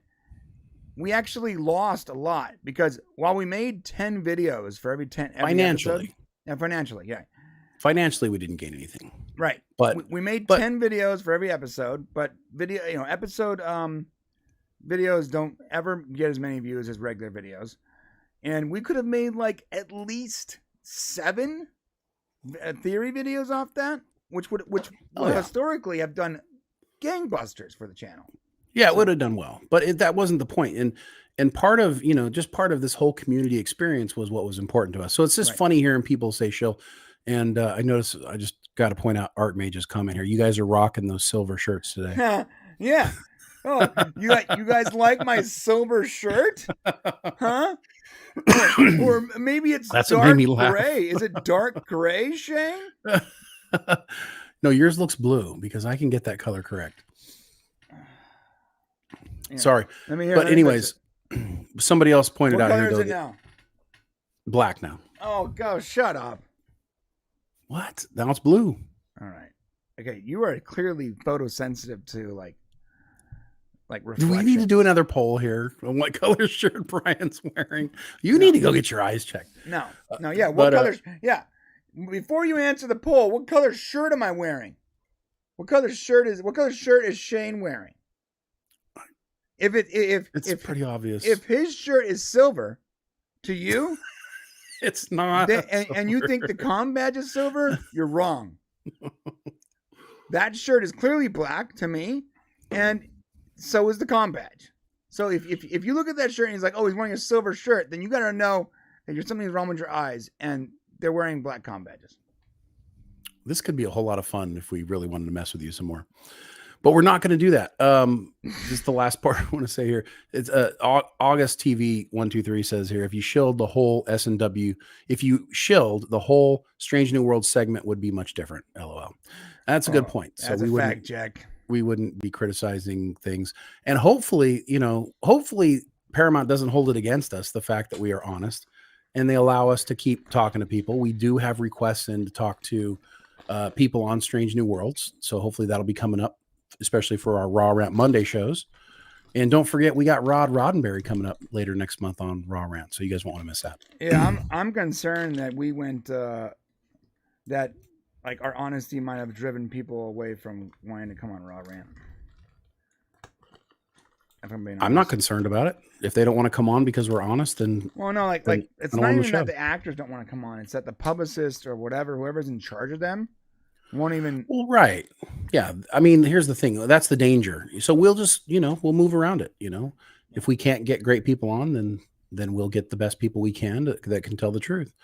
Here's the thing is, as I know, as a public affairs professional, when I was in the Navy, my job was to make the Navy look as good as possible. Their job is to make Star Trek Strange New Worlds look as good as possible. And we are going to give it every opportunity, and we're going to, tell the truth as the episodes come out. So, yeah. We got, 2 more weeks? Yeah, so this is 2 more actually weeks? really important to mention. So we are going to be covering, they come out Wednesdays, right? I believe they come out Wednesdays. I always do that to you. Shane hates it when I ask a question that he doesn't know the answer to. I may or may not know. But I know the answer to. Yeah. My bad. It comes out Wednesday night. What color is that shirt? Yeah, okay. It's black. It's black. Oh my God. Oh, you know what? $5 from Joe Cronin on this. It's Gunsmoke Metal. So that's you know what? I might accept that, Joe. Joe. I'll accept that too. Nice, Joe. Yeah, that's a good compliment. Joe making us bringing us back together. Thank you, Joe. Nice. Gunsmoke Metal. I'm on that. Good job, Joe. Thank you. Joe, if you guys haven't seen the Joe Cronin show, it's actually pretty great. Joe is awesome. Okay, thank you for that, Joe. All right, so real quick, I'm being told here it's on Thursdays, June 15th. Thank you guys. Okay, so yes, it's on Thursdays. We know how that works, right? Wednesday midnight, right? Yeah, it comes out Wednesday midnight, which means that on Wednesday during this show, we can do the review. Thursday, yeah. Sorry, Thursday, mother. On Thursday during this show. So Right. So when it comes out, we will do our frame by frame reviews the following day, and then we plan to put out, as long as the show is still interesting to us, we plan to put out podcast videos, right? Yeah. Okay. Okay. As long as people want to watch them, yeah. We'll keep putting them out. Yeah, like look, if we make one of the Prime videos where it breaks it down like we did with Picard, and 13 people show up, like, we'll probably just do this. We'll probably just do the regular live review. So we'll see what happens. Yeah, we're gonna see. Because if we don't like it, that's nothing too. I don't like, editing a ton of stuff for a topic that is boring to me. So either I gotta love it, or I gotta hate it. If it's just sort of meh, then no. All right. So we do need to talk about Strange New Worlds a little more, because there's some hypotheses going out. CBR.com put out an article that says Strange New Worlds looks to address Captain Kirk's worst quality. And I'm immediately calling in CBR Star Trek Geek Card on this, because it's an interesting headline. Wait, Shane, you gotta do it right. Call them out correctly. Okay, go ahead. No, you do it. Call them out right. Throw some passion in your voice. Make sure they're aware that what they're writing is not correct. Yeah, but it's going to get a bunch of clicks, so I get it. Okay, all right. Does everyone else get that, though? That's what I'm saying. Illustrate that. What I'm saying is I understand why they did. I'm pulling their card because the reality is the fact that they wrote this article means that they don't truly understand Captain Kirk. So, I have a hard time yelling at people who I don't want to say that they're idiots, but I want to say that are imbeciles. Maybe that's a better word. I don't want to yell at people who are dumb, because that's not fair. But what I will say is, if you don't know what Captain Kirk's worst quality is, this is not it. Yeah, and a good point from Archmage. The author should be called out, not the website. Robert Vax. Well, in all defense if you're going to put Robert Wax's article out there, you better make sure that it represents what CBR.com is all about. So you got to make sure. I mean, listen, I get it. CBR doesn't have Star Trek in the name, but this opinion is interesting because what's happened with Kirk is, SNL and a lot of these shows, they've taken the idea that Captain Kirk is a Lothario. And if you guys don't know what a Lothario is, it's basically like a man who stalks women for their who Pepe Le tempts Pew. women. Yeah, Yeah, like it's Pepe Le basically Pew Pepe- is Lothario. Pepe Le Pew. Basically an unbridled rapist. Right, right, pushing themselves on ladies. And I think that Kirk's gotten a bad rap as being a guy who pushes himself on ladies. There's an episode in the original series where Kirk gets replaced by Bad Kirk, and he does do some Lothario like borderline attacking on Yeoman Rand, I think it was. And it was ugly, and it was bad Kirk, right? And there are scenes where Kirk, ends up with a lady or whatever. Look, he's a good-looking guy. He smiles at him, and things happen. That's reality. Sure. That doesn't make him a Lothario. If you go back to Star Trek 09, they treat it strange. They recognize that Chris Pine's Kirk is a ladies' man, but then they kind of roll their eyes at it. They turn it into a joke. Well, the reality is they put him in bed with the green chick. Remember? They did, like he Right. got with her, right? And then our hero comes in and starts like randomly changing in the room, right. and right. he's trying to avoid seeing her. So it's not like he was leering at her, right? And then he wasn't leering, yeah, right. And then the second movie, Carol Marcus literally in front of him starts removing her clothing down to her underwear, and his reaction is not like, no, his reaction is to turn away while she's changing. Well, and honestly, if a man is staring at you because you're half naked, then what do you expect? I mean, that's if you're taking your clothes off in front of me, man or woman, I'm gonna be number one, a little shocked. And then B, I'm really curious, like, what you working with? Did you say man or woman? Yeah, honestly, it's not even sexual. It's like, I'm like, what are you working with? What's going on down there? You put yourself in ambiguous tidy situations whities all on? the time. I'm just saying, it would be a shocking thing for most people. Like, most people's, I guess their normal reaction would be to turn away.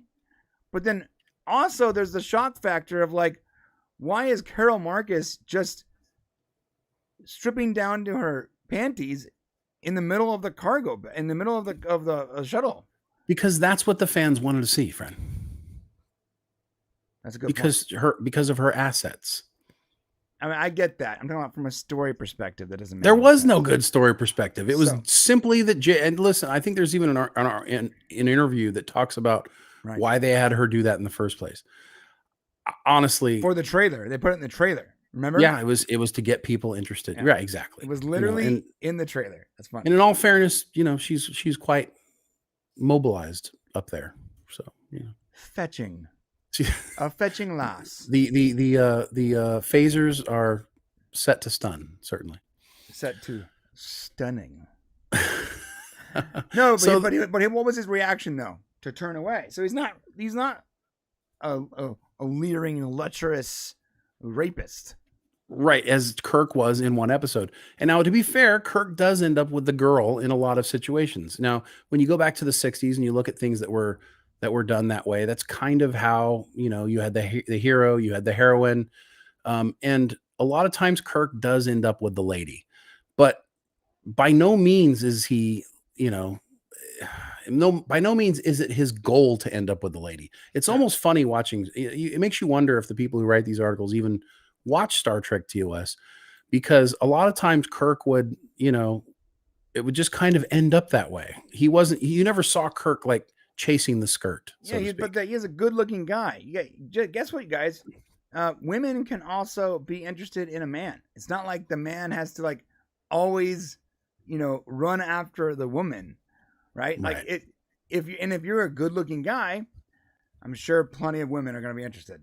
So, and pop culture has made it, if you look back at in incorrect history, has turned Kirk into a womanizer. So Kirk really wasn't necessarily a womanizer. The ladies like Kirk, no doubt, but he's a handsome, charming guy. Right. But that doesn't mean he was out to get every woman that he could. Yeah, he's and handsome, the character definitely charming, didn't come across that way. Handsome, charming, captain of the ship. It's like sexual magnet, bro. Right. So Paul Wesley as Kirk, it's been hypothesized here in this article that Strange New World season 2 will attempt to correct Captain Kirk's worst quality as a Lothario, his Lothario tendencies. And since now we just said he doesn't have Lothario tendencies, could it be they want to take any of the womanizing out of him? I mean, you look at Paul Wesley and you don't go, he doesn't seem to have, at least from the episode that we saw him in last season, he didn't seem charming at all. He didn't have that Kirk smile, right? At least we didn't see it in that episode. And it was a very serious episode, so perhaps he looks like he's more interested in Bones. Bones, stop. You might be more interested in Spock this time, right? Yeah, that's true. So let's be real though. Spock with his shirt off. Right. So it's interesting. So I'll read a little bit of this. It says here, one of the challenges facing Strange New Worlds is how it approaches the more questionable content of Star Trek's original series. Though groundbreaking and innovative, it was very much a product of its time, and not everything about it translates to modern audiences. The most telling example is Captain Kirk's rampant womanizing, a reasonably common narrative for the era that doesn't hold up in the 21st century. So what they're saying is,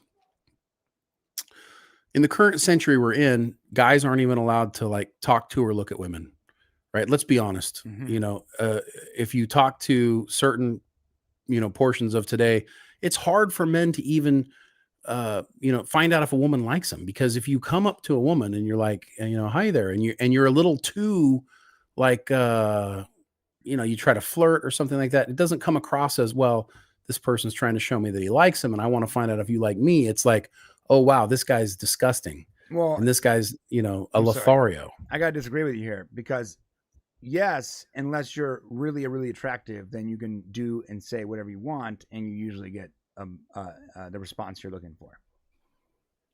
For example, I'm sorry. My be more clear. Yeah. So, you remember that guy who used to work with us a long time ago, Greg, Jason's friend? He was sort of a tall guy, sort of muscular, right? Okay. He's a handsome dude.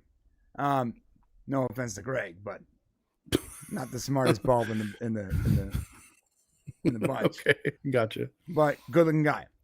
This guy, I used to literally watch him, almost like definitely in a creepy way, would walk after a woman that he found walking by in the street, stop her, chat with her for 10 minutes, and walk away with a number. I used to look at his Tinder. Is it Tinder where you swipe right and left, right? It's Tinder, right? I would have no idea. Pretty sure it's Tinder where you swipe right and left. And he would match with someone and just respond and just type. I can't say the word here. He would just type the explicit word for penis. He would just type that question mark. Okay. At least half the time, the response would be positive for him. Really?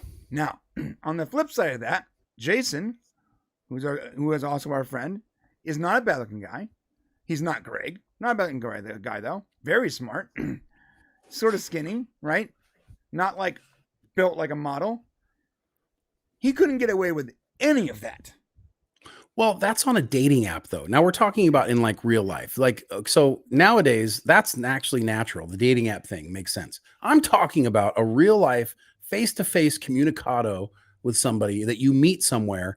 If you are too forward with a woman today, then you could be considered perverted. Like I don't know how young guys are going to do it these days. I don't know how they're going to find unless they find their ladies online. Because, you have to take a big risk to go up to somebody and like, hey, how are you doing? I'm such and such. I mean, just introducing yourself to somebody can make some women feel very uncomfortable. And that's kind of the new catchphrase is I feel uncomfortable. Right. You know what I'm talking about? You walk up your new job. You're like, hey, how you doing? I'm Shane. Nice to meet you. Excuse me, HR. I'm really uncomfortable right now. No joke. I mean, you make that joke, but there is kind of an element of that, really, in society. There is this element of, especially if the girl doesn't dig you. Now, if the girl digs you, then I guess you're okay. But the fact is, you gotta put it out there. Back in the day, it would be the girl would be like, yeah, okay. The signal you send out is nice to meet you. You know, remember how it used to be where like a lot of guys were accused of, even if a girl smiled at them, they're like, oh my God, she likes me. That gives me the okay to go and talk to her more. Right. You know, and so, you know, the fact now, if you make that mistake as a guy today, you're going to be a weirdo pervert. Right. Right now. Can I buy you a drink? Yeah. You know what I'm saying? Ew, no. Well, and if you say it like that, you probably shouldn't, you know, like, you probably shouldn't. Can I buy you a drink? That's a little Lothario. But the thing is, Kirk never did it really like that. You know, he had the charming smile and the girls just always fell for him. And why not? Right. Right. There's an episode. This is kind of funny. Like there's an episode. They actually show the picture of it here, right there. That one right there. That episode, this girl, this is actually really funny. And it is a sign of the times. Because in this episode, she's like a spoiled brat. Like she's like the queen or whatever of her, right? And Kirk gives her comeuppance. Like Kirk puts her in her place, right? And what we realize is that she needed a man to be strong to her, right? to put her in her place. Now that is a theme of the 60s, but he wasn't necessarily doing it. He wasn't doing it because he wanted to have sex with her, be with her. Right. He was doing it because she was a spoiled brat and she just happened to respond really well to his response to her. So does that make him the Lothario? Right. Or does it make her the Lothario? You know what I'm saying? So, and I know that was a theme of the 60s, but you know, just like men, it's not entirely wrong that sometimes a spoiled person needs someone of the opposite sex who is willing to call them out to help develop their character past their spoiled entitlement. well, yeah. You like how eggshelled all around that? I liked how you did that. I mean, but let's just say it like it is straight. Like, you're not allowed to be a strong man anymore. And a woman can't lean on a strong man. You know what I'm saying? Mm-hmm. Like, and the reality is that we have centuries and centuries and millennia of men defending and taking care of women, right? And it's only now in the most recent time that it's no longer okay to do that. So try opening the door for a young woman today when you guys go get into a car. They look at you like you're fucking crazy. So. Yeah. So I just saw because of the chat. The character's name was Elena or whatever of Troyes. Elon of Troyes. Helen of Troy, yeah. Like Helen of Troy. Is that what this was? Mm-hmm. Wow, real original. She was the most beloved. Well, no, well, I mean, you know. Well, additionally, man, do I miss the 60s. What she's wearing, yeah. That was her costume? I'm sure some man made her wear it. That was her costume on the show? Yeah, that's what she wore, bro. She was in charge. She was the queen. They really do not make TV the same way anymore. Like this, even if it was bad, I could have watched this. Yeah. What color is her outfit, Brian? Is it black? Screw you. Okay. Anyway, so let's go through this article a little more here. This is funny. The original series made a habit out of Kirk's Lothario tendencies. Seemingly every episode found him with an entirely different woman in his arms, who usually disappeared after the closing credits. That included highly inappropriate relations with his junior officers, most notoriously Janice Rand. There was a thing there, obviously, but I don't think he, other than the episode where he nearly attacked her, and it was not him. But he ended up with a different woman in his arms, but that doesn't make him a Lothario. Like, they're using the word incorrectly here. First of all, just because you're watching the show and it takes place week to week doesn't mean that the time in between episodes are the same as that 7 days or one day.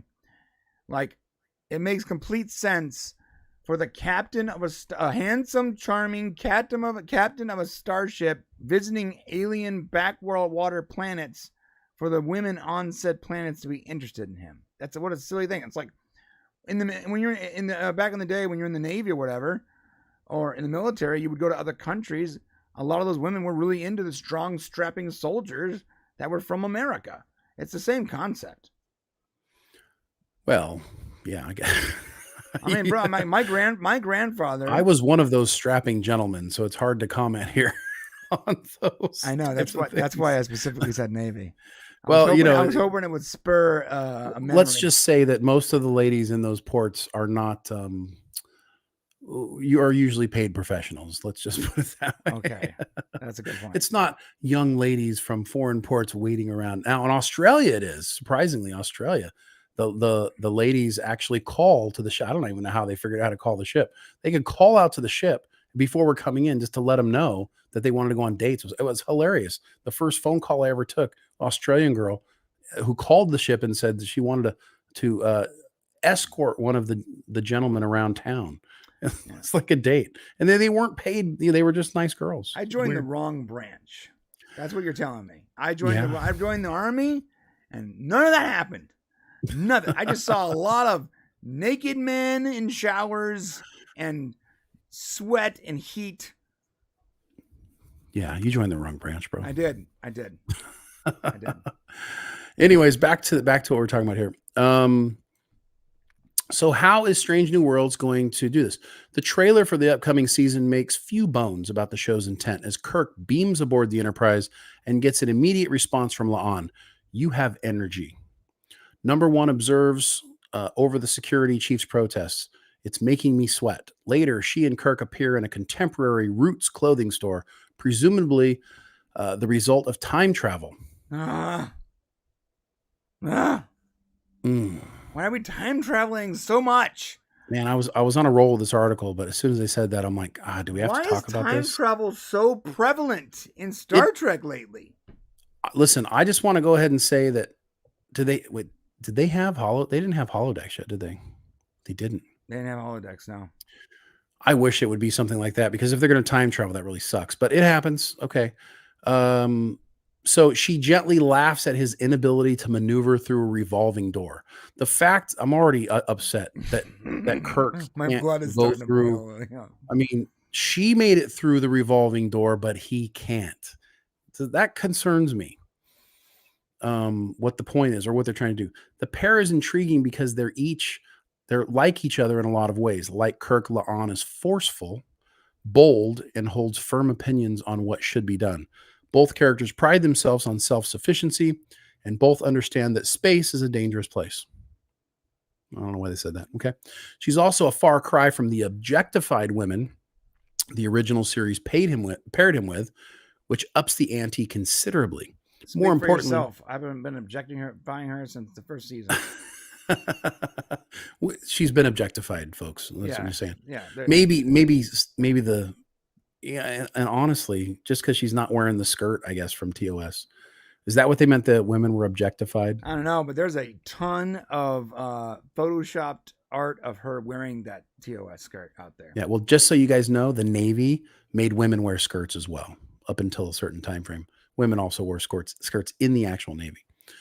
More importantly, she has more experience than him, at least as far as the trailer goes. She clearly has the upper hand during the scene at Roots while he scuffles with the door. It's an actual clothing store called Roots? That's what they keep saying.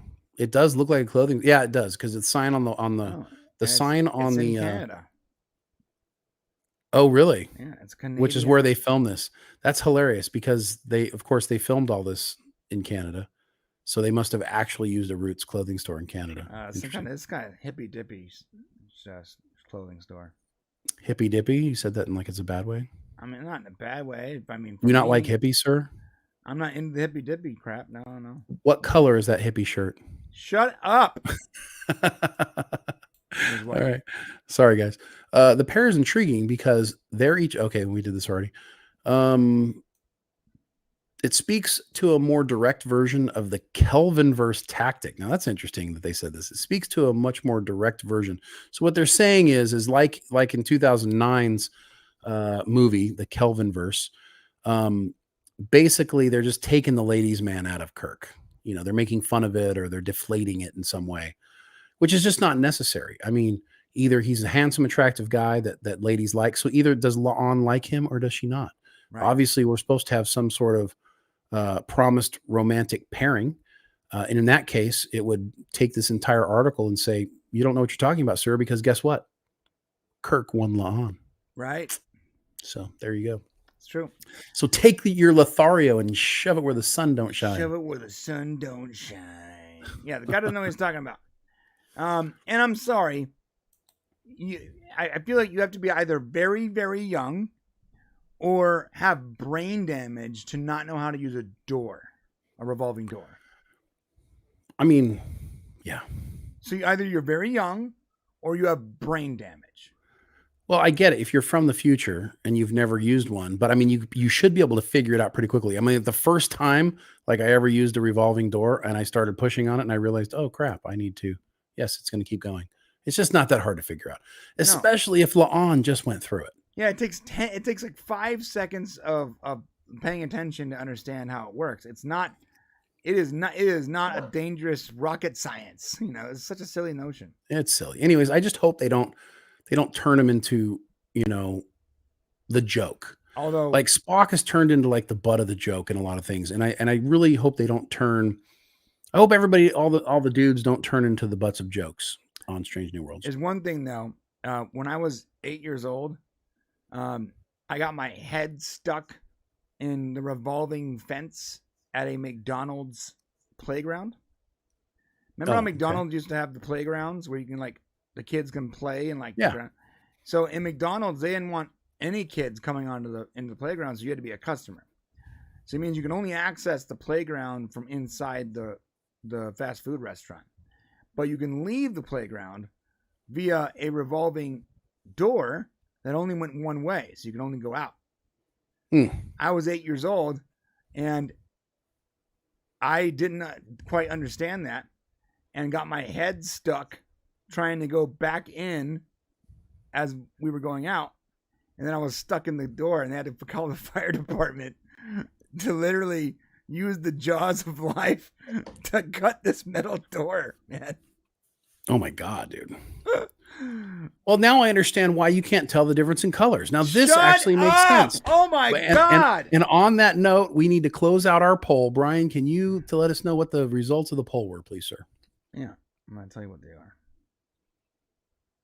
Okay, according to this poll, 75% of you are blind. You need to get your eyes checked. You got cataracts. Something's going on. Because 75% of you said that they are silver. What are you talking about? 52 votes. 52 votes. 75% silver. Thank you guys all for participating. So to the 25% of you that selected correctly, they were pitying you. I'm proud of you for speaking the truth. They were pitying you. Because they didn't want you to be alone. I think you got a lot of people to understand that it makes me nuts, and they're like, "Oh, giving them the right number. Let's just see what happens when we all gaslight them at the same time." Interesting. All right, I'm leaving. Just leave the stream running. Just walk away. Actually, on that note, though, we gotta go to the members section pretty soon. Well, we need to talk Indiana Jones first because we can't. We got to do that before we do anything else. And we will, in the member section today, we will be talking, if you guys haven't seen it yet or you have, we are going to be talking about Fast X. Wow, I saw that movie last night. Anybody loving Jason Momoa after that, we'll need to talk. What are you talking about? He did awesome. Yeah, no, Jason Momoa was the best part of that movie, Shane. Are you kidding me? Horrible acting. What are you absolutely freaking horrible. We are Some people should not do certain things. We are on. And I like Jason Momoa. We're on opposite ends of this. That's for sure. Yeah, no. Well, yeah, I knew we would be. So, but anyways, what we need to first talk about this interesting stuff that's happening with Indiana Jones and the Dial of Destiny. It frustrates me that it really frustrates me. It frustrates me that they decide they're going to do the movie in Cannes, and that's fine. They wanted to go to the films festival. They wanted to get it out there. But here's the problem. They lifted the review embargo. So, not only were people able to watch the movie, and then you kind of get some hearing about what's going to happen, but they actually lifted the review embargo. So what happens when you lift a review embargo? Everybody finds out what the movie's about. Okay. And so it's a little frustrating because I like to go into a movie relatively, having my own opinion about it. The problem is when so many people put out a negative review of something in advance, it makes it really hard not to walk into it with a little bit of blinders on. Brian, can you show what the Rotten Tomatoes is on Indiana Jones and the Yes, I and can. the Pick of Destiny? Yes, I can, Shane. The Pick of Destiny, the Dial of Destiny. Indiana Jones and the Pick of Destiny.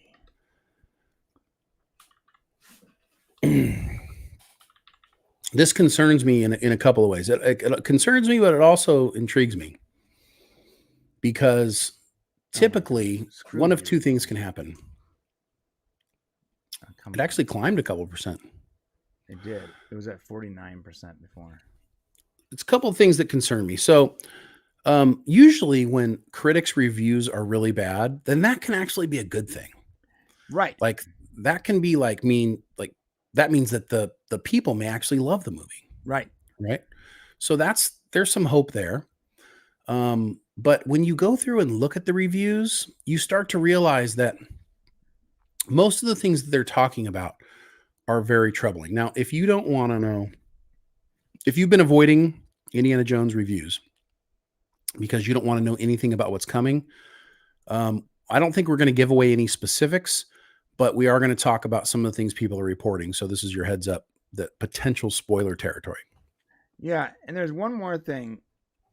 I would like to mention something. Sure.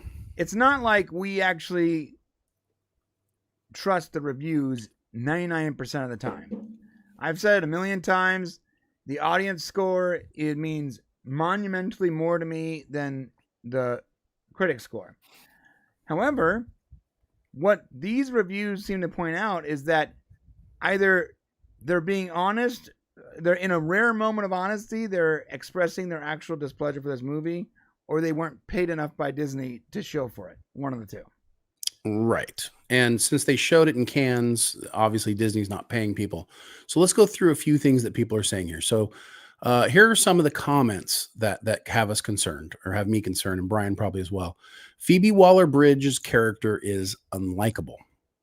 So we all know in almost any movie you watch, if the female tough character is unlikable, strong female central character is unlikable, they're usually almost universally hated. Right. So that's not a good sign when you see something like that. Here's a quote from the BBC. Broken, hapless old man who cowers in the corner while his goddaughter takes the lead. Now that was about Indiana Jones, and in a review by the BBC that explains kind of how they feel of Indiana Jones going throughout the movie. Now, the 5-minute segment that we saw didn't really show us that. It did show her, it did show his goddaughter kind of not taking the lead, but going off on her own. And he was also holding his own. So we didn't see a lot of that, but it'll be interesting to see. That's not a good sign. The de-aging is saying that Indiana Jones looks more like a video game, and it doesn't seem like we are actually looking at someone who is actually there. And we have noticed this problem before with de-aging, where it's just not done quite well. And because so much of this movie is actually done with de-aging, it sounds like, and this isn't just one person, this is like multiple people saying that it doesn't feel like you're watching Harrison Ford acting as Indiana Jones. It feels like you're watching like a video game character. And so that is not a good thing. Right. Someone else described it as, it feels like a counterfeit of priceless treasure. Essentially, it's being looked at as like the potential to be good. Like it sets up like it should be a good Indiana Jones movie, but it ends up like fool's gold. It's not the real thing. Some other comments here. This isn't the goodbye which Harrison Ford deserves. This is not my Indiana Jones. It's a disappointing facsimile of previous, much better films. There is a much better Indiana Jones film buried in there somewhere. So, and even the positive reviews that came out, there was nobody who came out with positive reviews that said, this is an amazing movie. There's like one person who said, satisfying ending to the saga. Well, here's some of the positive ones. Its adventure, though, that everyone really wants. I don't know why it's written that way. That everyone really wants from an Indiana Jones movie, and on that front, it delivers. Add to that a rousing familiarity of John Williams' score, and it all amounts to a comforting, if not so, especially challenging reboot. Another one. What's vexing is the nagging feeling that there's a much better Indiana Jones film buried in there. All right, well, it counts as a compliment to say that James Gunn's film, until a gleefully absurd ending, plays like it's just. Are they trying to like fit words into a certain amount of characters? What the f? Why are they writing this way?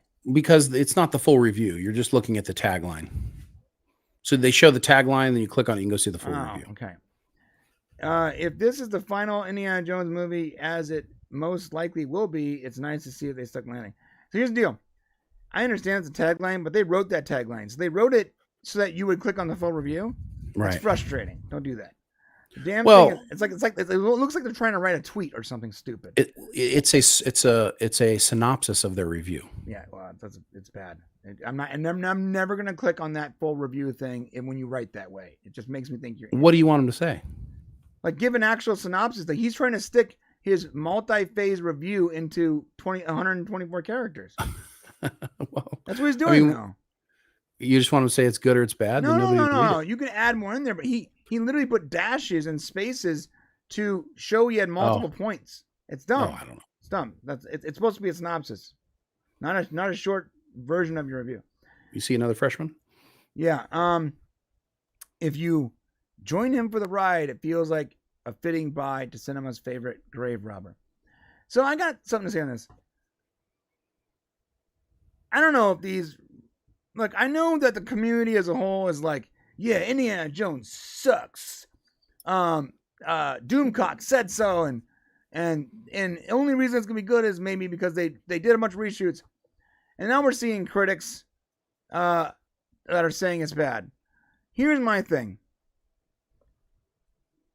I have never trusted a single bloody word that any critic has told me since Roger and Ebert. Why would I look at what they're saying now and assume that they're A, being honest, or they're pissed that they didn't get special treatment, or the movie they watched didn't have enough powerful female characters or enough emasculating tendencies to Indiana Jones? I don't know. All I know is that for 4 years now, I have publicly been criticizing the exact people writing these reviews right now. So I'm never going to look, and this is to all the YouTubers out there who are acting like this is some kind of goddamn celebration. First off, you cannot have it both ways. You cannot complain about the dirty shill critics, but the moment they say something that fits with your narrative, praise them as if they know what they've been talking about the last 5 years. That's not fair to anyone. These exact people, I remember Owen Goberman. I remember him from 3 years ago. I remember that name. It's hard to not remember that name. And us absolutely roasting him about a Marvel movie that I think it was Captain Marvel, that he reviewed as fresh. So how am I going to roast him 2 years ago, and now I'm going to be like, oh yeah, he knows what he's talking about, right?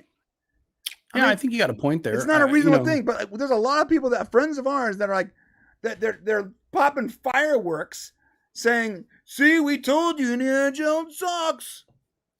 Well, I just haven't seen it yet, guys. And the people, I would be hesitant. Sorry, go ahead.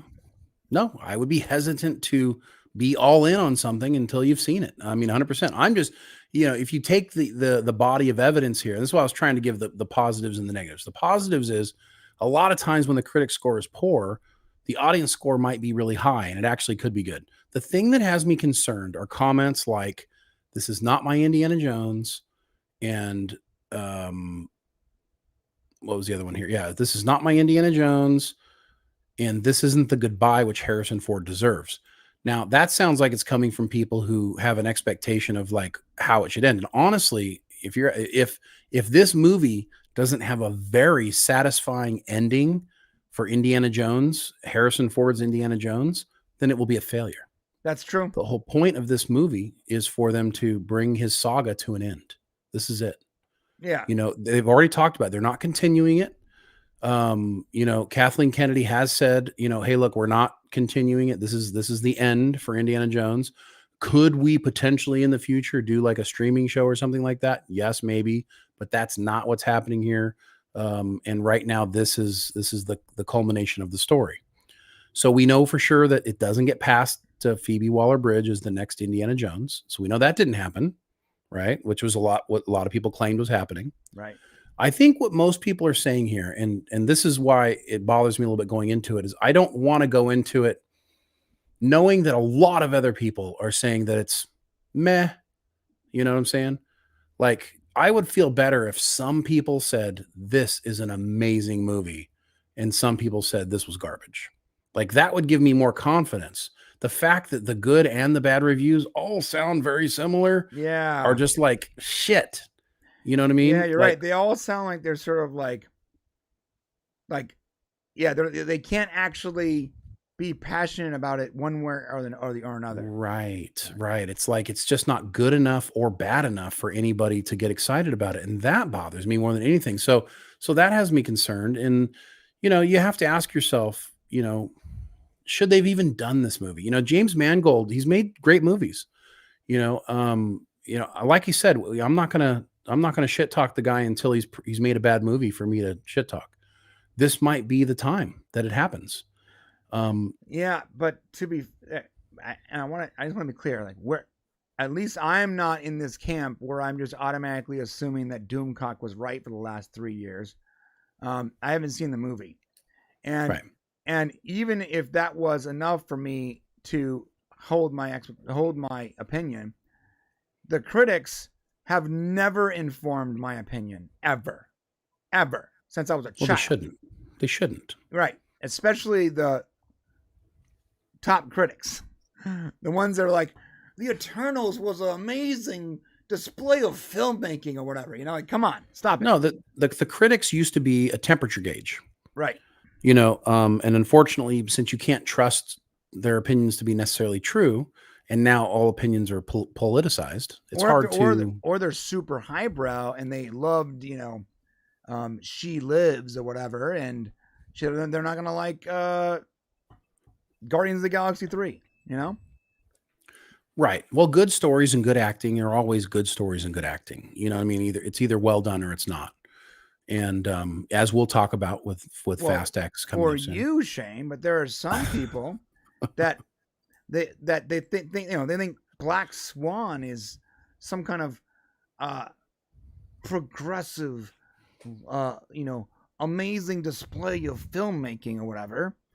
And the second you add a Michael Bay explosion, they check out. Yeah, no, I get it. I mean, listen, the problem is if a Michael Bay explosion happens where there's a good story and good characters, then you've got a good movie.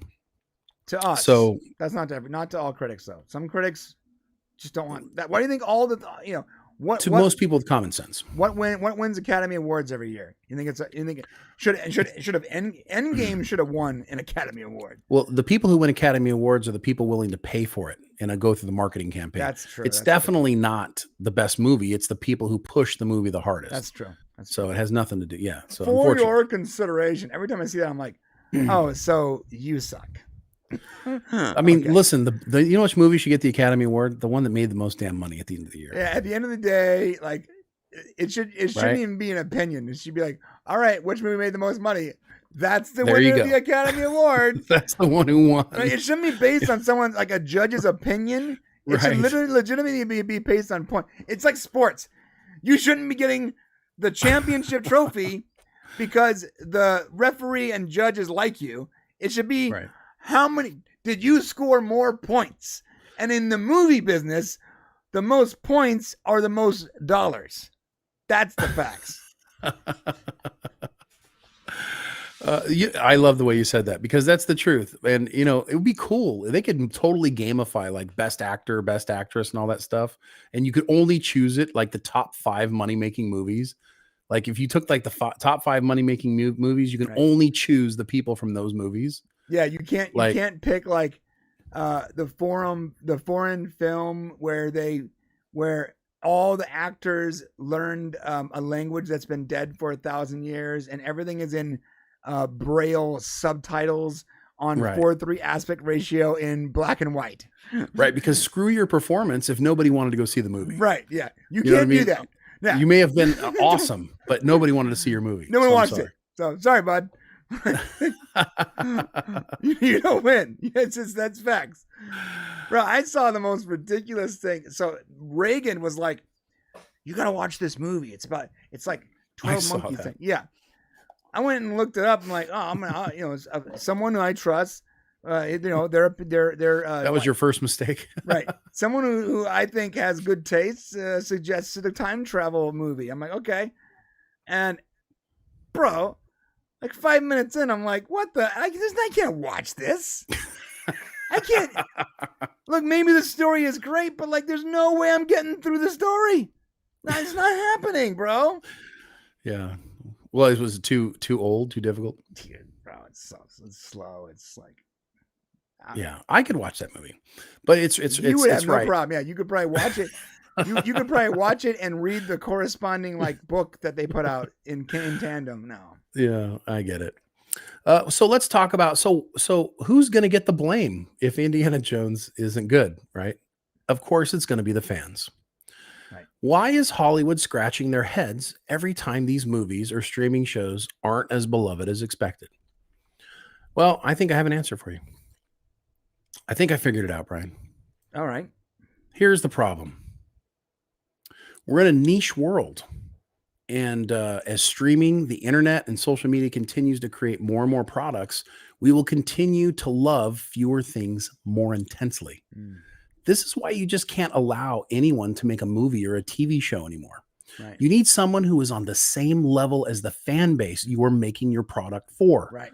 The only time you can truly do whatever you want to do is if you're creating something new, which Hollywood is too terrified to do because they're afraid it won't make them any money. Right. So if you're going to have somebody make Indiana Jones, you actually have to have them go and say, as a fan, what do I want Indiana Jones to be? How do I want it to end? How would this culminate and make me happy? You got to go back to the first 3 movies, figure out what made those movies good. Then you go and make a movie. And you have to be able to set yourself aside. You have to be able to say, look, my name is James Mangold. And yes, I want to be beloved and one of the great directors of all time. You can't make an Indiana Jones movie. Because if you're going to make an Indiana Jones movie, you need to go back and say, I'm willing to put the movie ahead of myself. Right. That's it. If you're making Star Trek, you have to be willing to put Star Trek ahead of yourself. Right. You have to. Star Wars, same thing. You have to immerse yourself. You have to be an expert because as these niche audiences get smaller and smaller, we're getting smaller, guys. I only have time to like a few things. I don't have time. There's too much content in the world. There's too many streaming services. There was a time when you went out to watch a movie and that was like the movie you went and watched. Everybody went and saw it. That's the new movie. Right. Right? Everybody went and did that. It doesn't work that way anymore. Right. If Hollywood continues to make shit and they continue to say, well, we'll just, we're going to make Indiana Jones for everybody. We're going to make Star Wars for everybody. Did you know how many women are out there in the world? There are more women in this world than men. 52% more.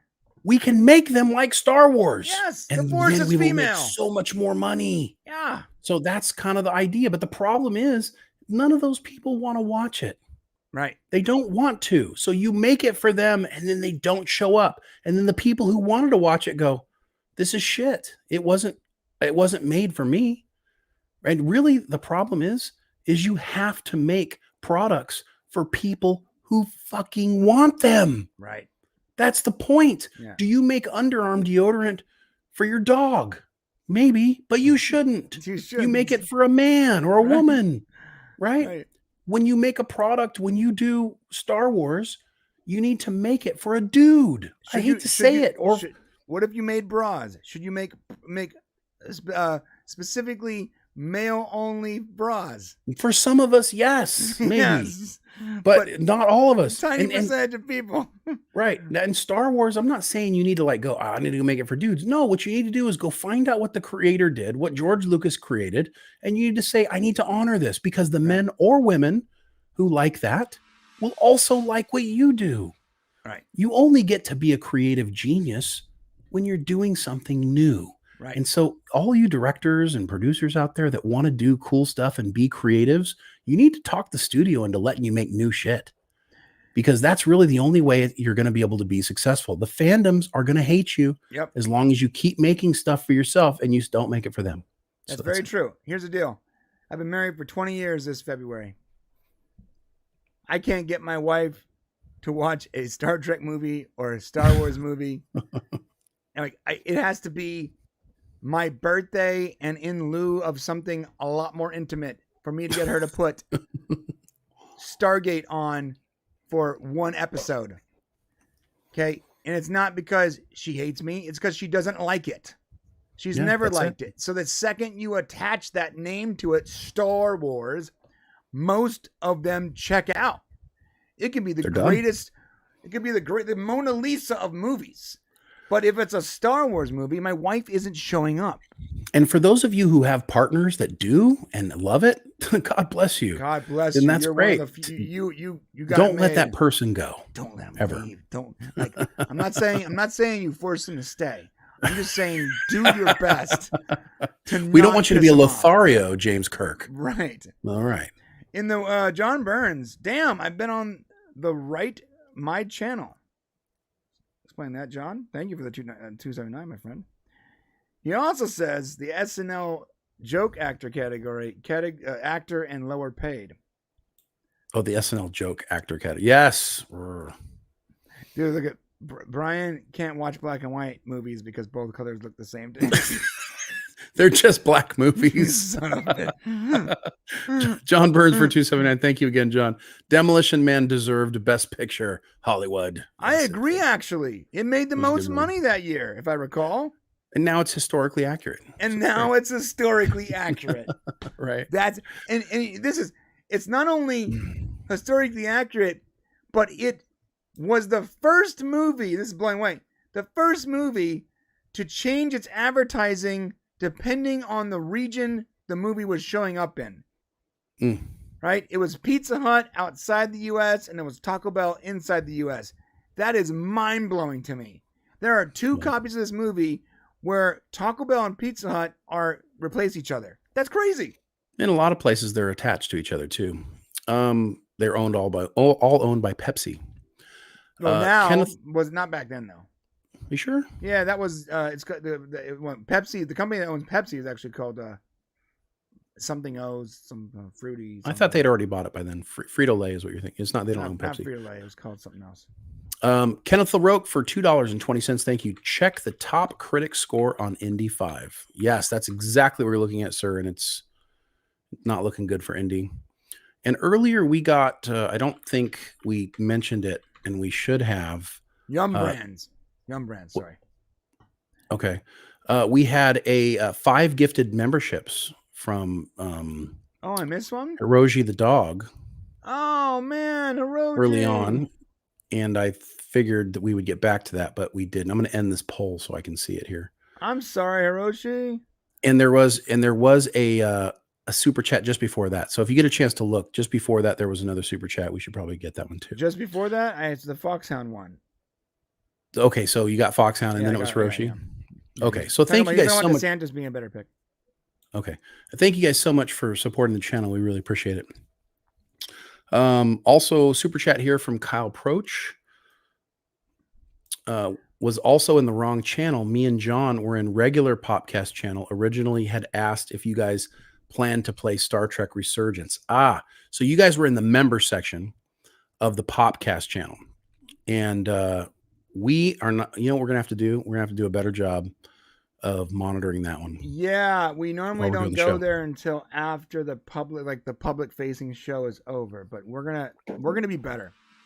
Like I said this on Discord like a day or two ago. Like, if there is a membership thing that we promised that doesn't happen, just reach out to me on Discord and let me know so I can fix it. Okay. Well, I'm also, and that's not really. They're just that channel happens to have the show on. Right. Yeah. So it's not. You can watch it from there, which is fine. The problem is that we're not monitoring it, and we should be. So I'm going to actually pull it open right now so that we can see I got it right now. It's here. All right. So let me read the super chats.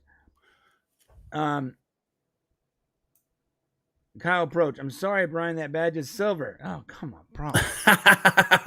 Thank you, Kyle. Thank you. Well, also, will either of you be playing Star Trek Resurgence, and then I want to play Star Trek Resurgence. So I have not. I've looked into it a little bit. I'm anytime a new Star Trek game comes out, you will find me there. So you know what we should do is start. I'm gonna answer the question after I read the next super chat. Well, either of you, he asked again, and then he gave $20. You really didn't want to know, Kyle. I'm very sorry that we didn't get this. So there's another thing too, real quick, and I'm gonna answer your question. But if you super chat on the main channel, because of the way the coding works, it doesn't connect to the stream boss. Ah, good point. Yeah. So the Unleashed Hero. We'll add it up for next week, but it doesn't actually like apply to the Unleashed Hero because the coding is only paying attention to the public facing show. Yeah. I apologize for that. So we'll have to make sure if you get because that's it. They get the members stream link, but they're not getting the Unleashed. So you're already in the members channel for later. That's where you guys are at. So if you guys want to come over on Unleashed when we actually start the show, and then it'll take you to that members channel afterwards. So we can read the super chats, but you're right. The money, the donation won't go towards the stream boss, which is part of the fun of the game. So you can do whatever you want, but next week, if you see that notification, check the Unleashed channel for the public, like the public facing version, because the one in Prime will go on forever until the end, but we can't count it. So you did ask for $20. Thank you, Kyle. Will either of you be playing Star Trek Resurgence? If so, have you started? Okay, this is actually a great question, and I'm so glad you asked this question. You have no idea. What? You just made his day. Shane, what did I text you last night? That you did not have your pants on and not to call. No, God damn it, not that one. Oh, sorry. Come on, bro. That wasn't it. No. What did I text you about? Oh, I remember now. It was you're going to download a video game, and that's what you'll be playing because you're tired and you have no creativity, and the life is being sucked out of your life. No, it's not. Yeah, you're like adding a lot of shit to that. Okay, I'm just gonna. I was close. I told Shane last night my creative mana bar is empty. Oh, that's it. I have burned through all my available mana these last couple weeks, and he's a wizard. I do not have the ability to like create things right now without a lot of frustration. Like I get like frustrated just trying to figure out where to start with a video or graphics or whatever, right? And I'm just like burnt out creatively. Not in any other way. Like the live show is awesome, but you want me to sit there and like make like motion graphics and stuff? I just don't even know. I don't want to do it right now. I'm over it. So You're tired. I said I'm booting up the next big video game, and this weekend I'm gonna just like disconnect. I'm just gonna play a video game this weekend and recharge my mana. Right, my creative bank. Got it. Yeah. That game is Star Trek Resurgence. Oh, there you go. Okay. So I will be playing it this weekend, my friend. I'm literally going to get a giant like 5-person double extra large pizza, like one of the big ones that come in a box that doesn't fit in your goddamn car. I'm going to get one of those. And I'm going to get like a 12-pack of Coke Zeros because why not? Drink low-calorie drinks while eating pizza. I'm going to lock my door. I'm going to lower the lights. I'm going to take my pants off. Bring down his pants. I knew that was coming. Zip. And I'm going to express myself in Star Trek Resurgence. That sounded so dirty. But listen, if there's a way, if they like have a clan, or if we get to be some sort of organization, and I don't know, Kyle, if you're going to play, if other people are going to play, I don't know if the game works that way, but we should create like a Popcast group or something. Here's the link. Yeah, I don't know how it works either. I haven't played it yet, but looks cool. All I know is it's Star Trek. It's new. The graphics got to be at least better than the last Star Trek game, which is pretty good. If they have some kind of like ship or whatever group that we can join, we should like do it. Okay, wait. Look at the platforms. Go back. What are the platforms? It's on Epic, PS4. PC, and I have it on Epic's. Is Epic's on PC? Epic Games is on PC, yeah. Okay. Epic Games is the same. It's like Steam, but they have their own games. Like this, Epic also has Fortnite. I had to get Epic so that my kid can play Fortnite. So in order for me to play this game, I got to download Epic. Yeah, it's here. It's like if you have Epic, it's like Steam. It's free, and you buy. It's just Wait, can I play that on the? Can I play that on the Xbox? You can, but then what if there are groups, but just like other games we play, they don't cross play? Oh, I see. If that's the case, please play it on PC. I'm not. There's no. Well, you play first and let me know. Okay. All right. Kyle, you play. Let us know. Yeah. When does it launch? It already launched. You can buy it now. Oh, cool. It launched right. it launched 5/23, a couple of days ago. 2 days ago. Awesome. All right. That's great. Looks good though. Looks interesting. Yeah. They got Michael Burnham in it. We got a super chat from Kenneth the Rogue. So Kenneth the Rogue is apparently just trying. Well, first, hold on. First, John Burns. See my other super chats on the members channel. Okay, we'll get to that. I promise. Oh, I got him right here. Let's do them real quick. John Burns, 279. Leia leaves the ship. Content. Okay, bring her back. Dude, I hated that she pushed herself back into the ship. He also asked, is it possible the AI was used on the indie script? We're gonna find out. Yeah, we are. I don't know. I just don't know if James would do that. He's made good movies, guys. I don't know. John Burns 279. Thank you, John. Not fired, forcibly resigned. Who were we talking about back then? I think Kathleen Kennedy. I don't know if we talked about that. Tell us what you're talking about, John. And you got the Kyle ones. Yeah, listen, I'm sorry that this can be like, I guess, inconvenient or confusing.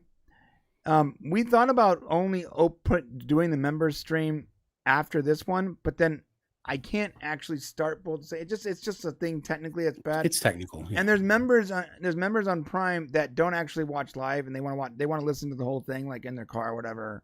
And it wouldn't be nice for them to have to go to two different places. So. Yeah, don't worry. We're going to get them here. The only thing, you can still do it here if you want to do it. We will do a better job next time. The only thing is we won't be able to add it to the hero stream game. That's it. That's it. So it'll be cool. So Kenneth the Rogue just dropped a super chat here. Yeah. Also, he did in the member section, he did another milestone, 26 months. Thank you, Kenneth, for being a member. 26 months, over 2 years. We appreciate you so much, brother. Oh, and we're about to appreciate you a whole lot more. Go ahead. Thank you for these super chats. Hiroji said it's the main channel is like a secret chat behind the door. Yeah, that's true. It sort of is. Ken said one final one today, and he gave us $55. Oh, holy cow. Thanks, Ken.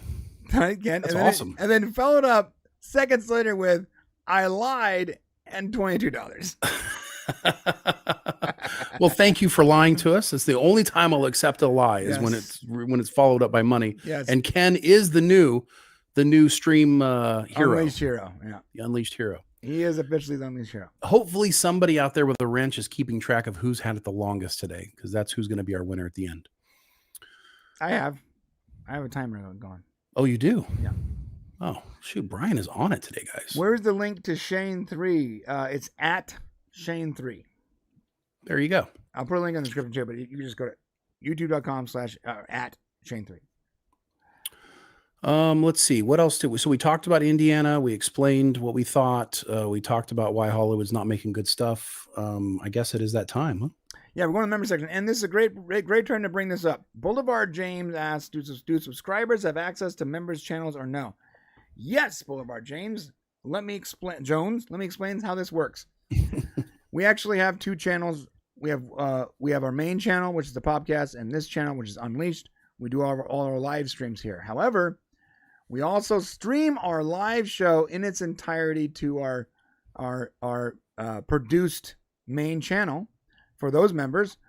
And you can become a member here on Unleashed, which is where we do our live shows at the same time. So both memberships get access to all the same stuff, whether it's on this channel or Prime. It's the same stuff. I'm now uploading all the same stuff to both things. All the live streams are streamed to both channels, or they're at least they're accessible via both channels. So if you want to be a member, you can just click the join. That's it. Yep, that's it. Just click the join on Podcast Unleashed if you want to be a member. That's the way to join, and the link to the member stream, which we're going to be starting in the next couple of minutes for this channel, is in the description. And if you're a member on the other channel, then you just stay here and it will just take you. And that's it. Yeah. And we hope you guys come over because we talk about a bunch of juicy stuff. And there will probably be more infighting, some brother infighting about colors. Oh, definitely going to be brother infighting because we're going to be talking about Fast X. And I don't know if you guys have seen it yet, but if you want to hear some, it's about to get hot, I think, over there. So You're so ridiculous. You're ridiculous. All right, that's it. We're taking off. We're going to the member section. We hope to see you there, my friends. Come on over. Let's fight about some Fast X. And we love you. Whether you're joining us or not, I would like to tell you thank you for being here. Thank you for coming and watching us live. It means a lot to me.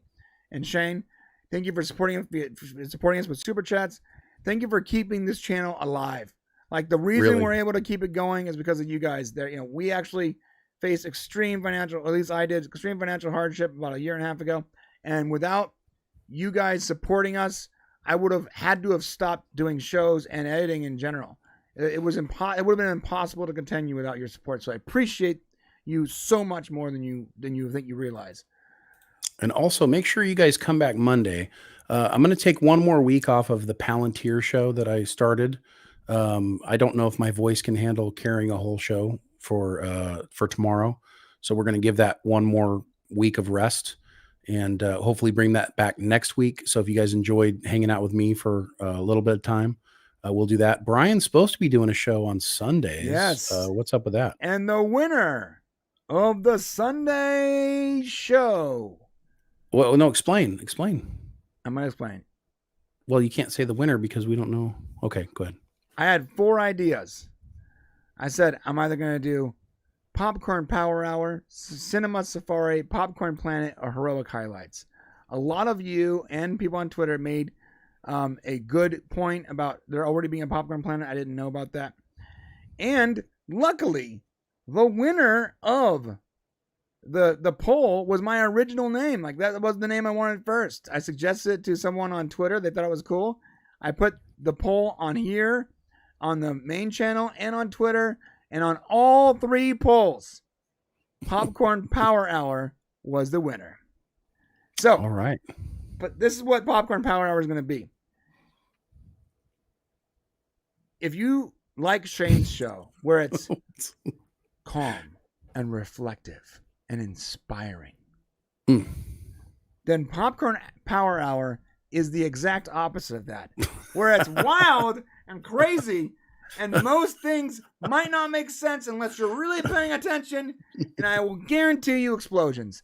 That will be the Popcorn Power Hour every Sunday. Are we talking about the latest Le Manger foreign film? Hell no. No. We're talking about which movie has the most explosions that week. Are you going to be doing that this Sunday? This Sunday, yeah. Okay, so what time is it at? It's probably going to be.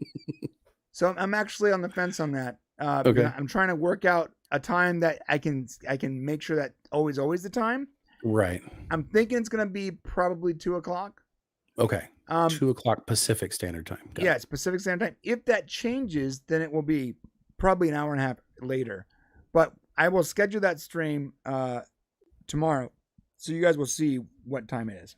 Awesome. And then make sure on Monday you come back because at 2:00, the Raw Rant show here on Popcast Unleashed will have co-star of Mrs. Davis, Jake McDorman. Yes. And that's going to be a really great conversation. We're excited to have him on the show. And the star of Limitless, right? We're going to ask him a whole bunch of stuff about Mrs. Davis, about Limitless, the stuff he's got going on. And in the future, he is definitely an up-and-coming star. So you're going to want to come back for that. He's awesome. We also have a little surprise. I don't know if it's going to happen, but I am currently in the works with talking with Bruce Horak, who played Hemmer in Strange New World Season 1. And I am trying to get him to come on to Raw Rant so we can talk about the Hemmer story because we desperately want to know why he's not with us no more. And hopefully we'll be able to get him on the show in the next couple of weeks to talk about that. We're going to try to get him to drop the chisme. Okay. Right. Yeah. We'll talk about that. Guys, that's it. We love you so much. Thank you so much for being here. Come on over to the member section. Like I said, you can join up, hit that join button, or the link in the description, or just sit right here and we'll take you to the promised land. Love you guys. Love you guys so much.